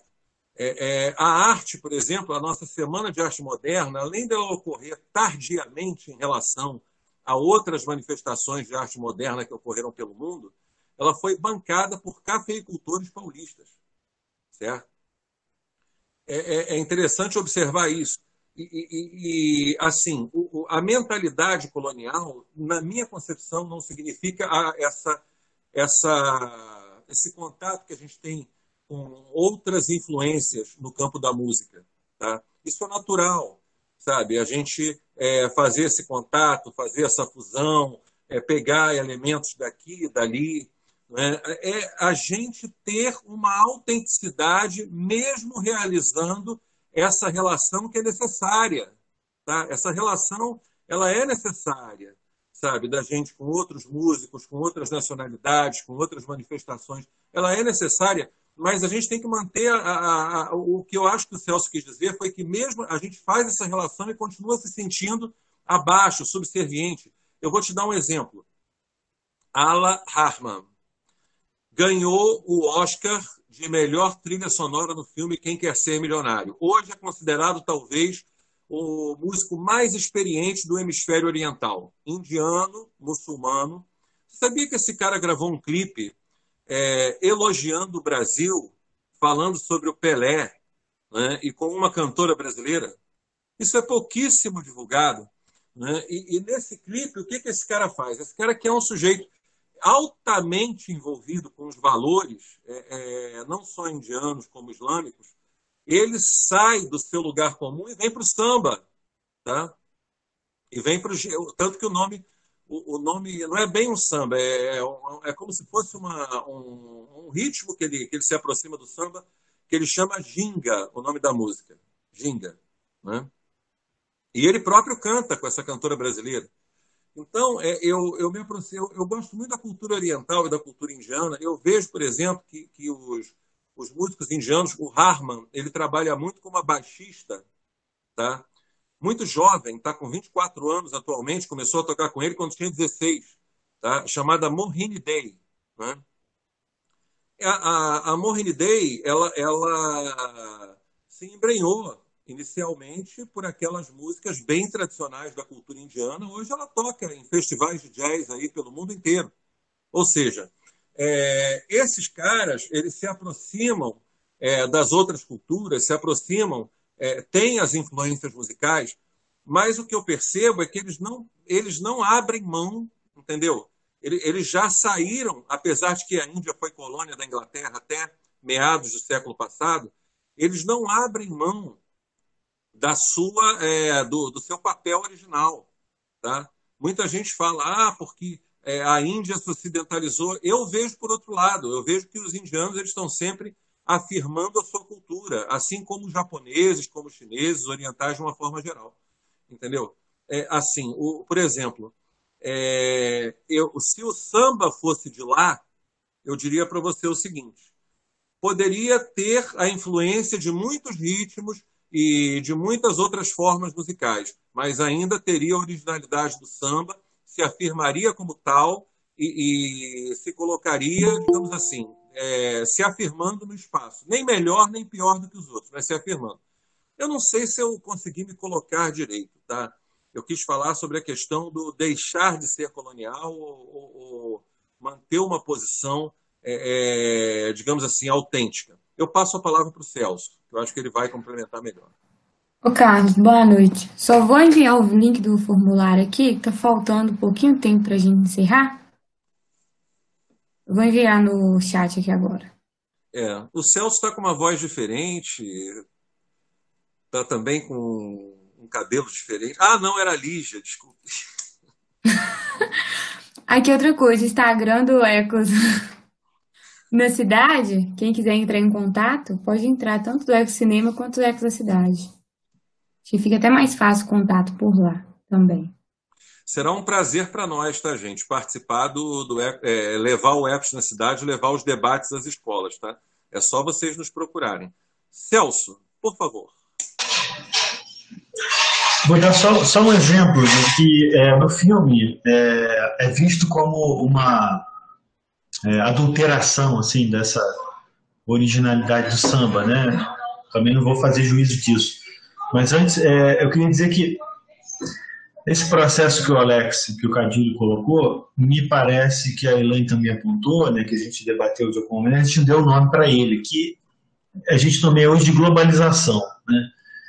Então, esse conceito de globalização, ele não é contemporâneo, quer dizer, é uma coisa que acontece, essa ideia da globalização, né, de uma universalização de certos valores, né, já tinha acontecido na antiguidade, nas culturas antigas. Não estou fazendo um anacronismo, estou dizendo que o que acontece hoje aconteceu no passado. Eu digo, essa ideia, né, de valores universais que vão circular em várias culturas diferentes, isso já ocorreu. É óbvio que o impacto disso no mundo antigo foi muito diferente, né? Obviamente por conta de vários processos tecnológicos que a gente tem que antes não existiam, né? Mas o cuidado que a gente tem que ter é olhar para isso, né, com um certo cuidado, com uma certa desconfiança. Não é porque é uma novidade tecnológica que é uma coisa boa. Eu também não vou demonizar a tecnologia, mas o uso que a gente faz disso é que pode ser danoso para a nossa cultura. É óbvio que a cultura é dinâmica, o Alex colocou muito bem isso, o Cadilho colocou muito bem isso. A cultura é dinâmica, mas quando o espírito fala que eu não sou pandeirista, só vou dar um exemplo aqui, tá? Quando ele fala, olha, meu samba, eu mexi com ela, né? Mexi com ela, mas ela não me deu bola, né? O Alaor da Costa grava como se fosse um samba-canção, né? E ele disse, isso não é samba-canção, isso é partido alto. Então, se é partido alto, tinha que ter gravado com a batida.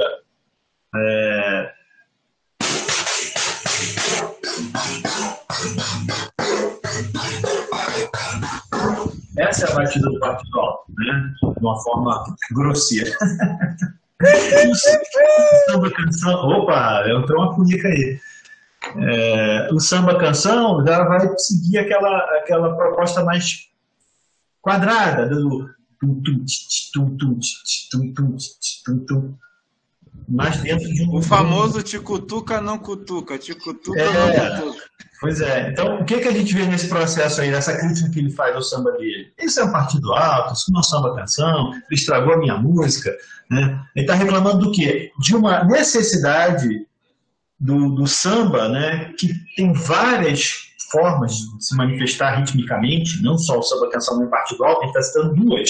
As variáveis são infinitas, se você quiser, né? Então, de acordo com a criatividade do compositor. Mas ele teve que se enquadrar e se adequar num certo cânone, não um cânone de uma tradição erudita, mas no cânone da indústria.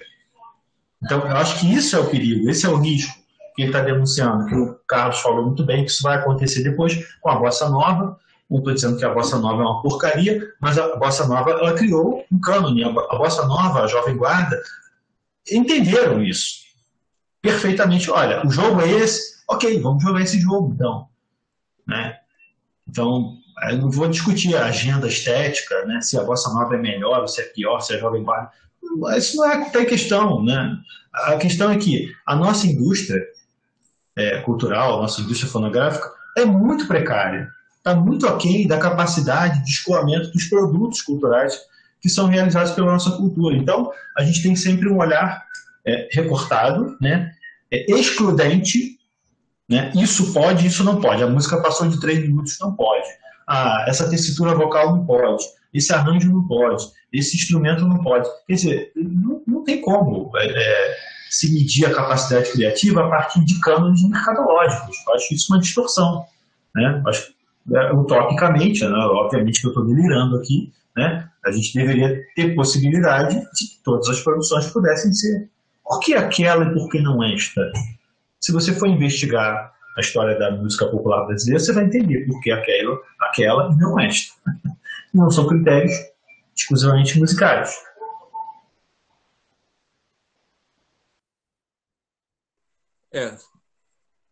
E aí, gente? Mais alguém gostaria de fazer alguma colocação, alguma participação? Estamos abertos. Eu na verdade, o Celso saiu do tempo cronológico e entrou no tempo da memória, porque eu não comentei da Bossa Nova na live, eu comentei conversando com ele. Mas eu poderia ter comentado, realmente. O tempo da oportunidade, Kairos. Exato. Está vivendo o filme, né? Gente, alguém gostaria de fazer mais alguma colocação e tal? Não? Então, Alaine, você está por aí? Estou por aqui, sim. Então, poderia fazer um encerramento para nós? Caso... Com Eu, certeza. eu, eu quero só agradecer a presença de todos aqui no projeto, agradecer a presença do Celso. Obrigado, Celso. Você não tem ideia do quanto você contribuiu. Patrícia, Miriam, eu poderia citar todos os nomes, Elaine,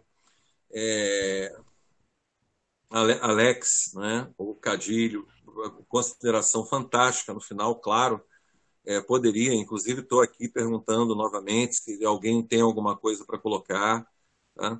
Mas muito obrigado pela participação no debate de hoje. Acho que ele foi muito positivo para a gente pensar, refletir sobre questões ligadas à música, ao samba, tentar fazer algumas transformações, algumas mudanças, né? A gente pode achar que a gente não vai mudar o mundo e realmente sozinho não vamos, mas a gente pode dar nossa contribuição para que alguma coisa se torne melhor, né? Celso, você gostaria de fazer alguma consideração final? Só queria agradecer muitíssimo aí a oportunidade de estar aqui com todos vocês, né? Agradecer a todo mundo que teve a paciência aí de ficar até agora ouvindo a gente. Entendo que não dá para todo mundo falar e participar, mas que as pessoas estão ouvindo é uma forma de participação também ativa, né? Essa escuta, né? Participante. E falar para o Alex, né? Para os professores que estão aqui, né? Todos nós, eu também me incluo nisso, que assim, o trabalho que a gente realiza, né, todas essas questões que a gente abordou aqui, não são só questões econômicas, políticas, né, são questões educacionais, né, assim, o grande, entendo, né, que não sei se é o grande principal, mas assim, tem um peso muito grande, né, no que nós somos hoje, né, é a nossa falta de cuidado com a educação no país. Então, a gente está discutindo o problema da indústria, assim, se a gente tem uma educação realmente de base, né, que a gente chama de educação básica, que funciona, que forma o cidadão para ser um cidadão crítico, autônomo, para pensar por si mesmo, essas questões da cultura, da indústria cultural, eu acho que, se não todas, muitas delas vão se dissolver, né, por um processo verdadeiro, legítimo de educação, né? Infelizmente, nossa educação é uma piada, né? É ruim dizer isso, é triste dizer isso, é doído dizer isso, mas a educação no Brasil, infelizmente, é uma educação para o mercado, uma educação para formar profissionais, né, que vão atuar, né, de acordo com as suas classes sociais, né? Continuamos sendo colônia, né, Carlos? Mas é isso, então é acreditar. A última palavra, para mim, é sempre uma palavra de, mesmo com todo o negativismo que está presente por aí, né, a gente tem que acreditar que o que a gente está fazendo faz diferença. Eu acho que faz. O que a gente está fazendo aqui faz diferença, né? Então, continuemos fazendo o que a gente sabe fazer de melhor, né, dentro das nossas profissões que a gente se preparou para fazer. Então, muito boa noite para todos. É isso. Alaine. Só colocar aqui, ó, a Patrícia colocou aqui no chat, o samba era marginalizado e de produção da massa, e hoje ainda há uma produção de volume de samba? Ou essa produção está escassa? Ela deixou aí esses questionamentos no chat agora há pouco. Mas a gente está aqui finalizando, né, o nosso debate de hoje. Volto a colocar aqui, o professor Carlos já agradeceu, mas eu agradeço novamente ao professor Celso. Muito obrigado pela sua participação aqui. Foi muito bom poder ter essa oportunidade de escutar um pouquinho de você, aprender um pouco mais. Então, muito obrigada mesmo pela sua presença aqui no Ecos. Volte sempre, tá? Vai ser um prazer enorme receber você aqui. Aos outros professores, a Elaine que contribuiu, o Alex também contribuiu com a gente. E a todo mundo que está aqui. Oi? Alaine, será que dá um tempinho para a gente fazer uma consideração com relação à fala da Patrícia? Pode ser, pode ser. Pode ser. Você quer comentar, Celso? Não, eu posso rapidamente, 2 minutinhos, 1 minuto, menos ainda. O samba era marginalizado e de produção da massa, e hoje ainda há uma produção de volume de sambas? Acho que a resposta é sim. Tá? Sim, o samba era marginalizado, o samba é para ter acabado no Brasil, né, no projeto de república de higienização da cultura brasileira, né, que foi a República, né, Carlos? Carlos pode falar bem disso. Com certeza, com Os certeza. terreiros eram fechados, as pessoas que praticavam as crenças afro, né, religiosas, né, afro-brasileiras, né, a religião afro-brasileira foi perseguida, né, e assim, o samba, ele nasce ali no terreiro, né, é o candomblé, né, as matrizes, os toques de samba são todos os toques do candomblé. Então, no momento em que você mata essa raiz afro-brasileira, você quer destruir o samba, você quer destruir tudo que vem dessa manifestação. Você quer destruir o maracatu, né? Você quer destruir todos os tipos de samba, o samba de roda, embolada, tudo que vem daí, né, dessa matriz do candomblé, das religiões afro-brasileiras, vão ser massacrados, foram massacrados. Só que isso deu certo, malfador, né? Então essa marginalização, na verdade, deixou de ser uma marginalização e essas produções foram cooptadas quando se percebeu que as pessoas que estavam nesse segmento, nessas classes, eram também consumidores, né? E isso era um símbolo, né, um produto nacional. Então, o poder faz isso, né? Todo poder tem essa capacidade, né, de transformar qualquer coisa e elevar ela, né, à categoria, né, de símbolo, né, de um ícone da cultura. Então, isso aconteceu, né? Não sei se foi bom ou se foi ruim, mas de qualquer forma, o samba está aí, né? Ele permanece firme e forte dentro das suas mais diversas formas. Essa produção de cachaça, eu acho que essa crítica que a gente está fazendo, e aí o filme, né, ele não, acho que não morre na sua época, né? Ele está lá, ele é uma crítica assim, epocal, mas ele transcende o seu tempo, essa crítica, eu entendo que transcende o seu tempo, porque as questões que foram colocadas lá, elas são questões ainda atuais, né, sobre essa necessidade do artista se afirmar através da sua arte autêntica e não ter que o tempo todo se render às exigências do mercado. Isso é sempre um conflito. Então, acho que esse conflito ainda permanece. Então, essa produção que se adequa ao mercado, né, que pode ser qualquer coisa, né, pode ser um samba, ou pode ser um axé, pode ser um rock, sei lá o quê, né, então não faz diferença de gênero, né? Mas aí, vou voltar a dizer, processo educacional precário, é difícil você discutir com o público isso. Você falou perseguição às religiões, aos terreiros, né, às religiões. Você falou quando? Foi ontem isso? Não, foi no início do século, né? É que parece que foi ontem, sei lá, parece que foi. Mas vai, Elaine. Pode continuar com o Olha, encerramento. Dá um prosseguimento ao encerramento, Elaine. Eu acho que a gente vai ter que fazer uma parte 2 desse nosso debate de hoje, viu? Eu também acho, que eu tô me coçando aqui, mas já deu tempo. Pois é, tá vendo? Olha, o Alex já comentou, Carlos, conversa aí com o professor Celso mais um pouquinho, ó, pra gente fazer, ó, uma parte 2 do nosso debate de hoje, porque realmente tem sido um debate maravilhoso. Eu já comentei com os meninos aqui do projeto, falei, gente, o debate tá muito bacana. E eu acho que a gente vai falando, e a gente quer sempre falar um pouquinho mais. Então, já fica aí o convite para uma parte 2 do debate de hoje. E aí, ó, a gente pode pensar naquele filme lá do Noel Rosa, que é um compositor aí nosso, maravilhoso da música brasileira e que merece, né, o nosso reconhecimento. Mas, Patrícia, peço desculpas para você, né, por a gente não conseguir comentar tanto sobre a sua pergunta, viu? Mas vamos deixar aí, pensar aí nesse próximo encontro nosso. Então, mais uma vez, muito obrigada a todos os presentes. O Projeto Eco no Cinema agradece a todo mundo que está aqui, aos professores, principalmente ao professor Celso, que aceitou esse nosso convite. As nossas portas estão sempre abertas para todo mundo.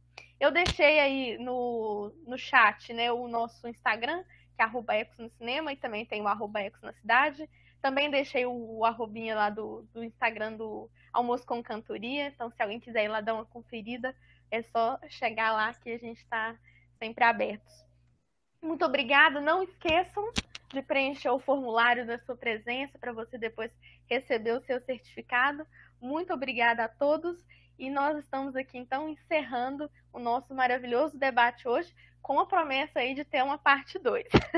Então, muito obrigada a todos e até a próxima, viu, gente? Um grande abraço a todos. Tchauzinho. Um abraço a todos. Tchau. Tchau, tchau. Obrigado, Lani. Um abraço, Carlos. Eu que agradeço. Outro abraço em todos. Um abraço grande. Um abraço, Miriam, Patrícia. Um abraço. Obrigado, pessoal. Boa noite. Boa noite, Rafael. Boa noite, Obrigado. pessoal. Valeu, Alex. Alex, boa noite. Vai ter o segundo tempo, hein? Um abração, gente.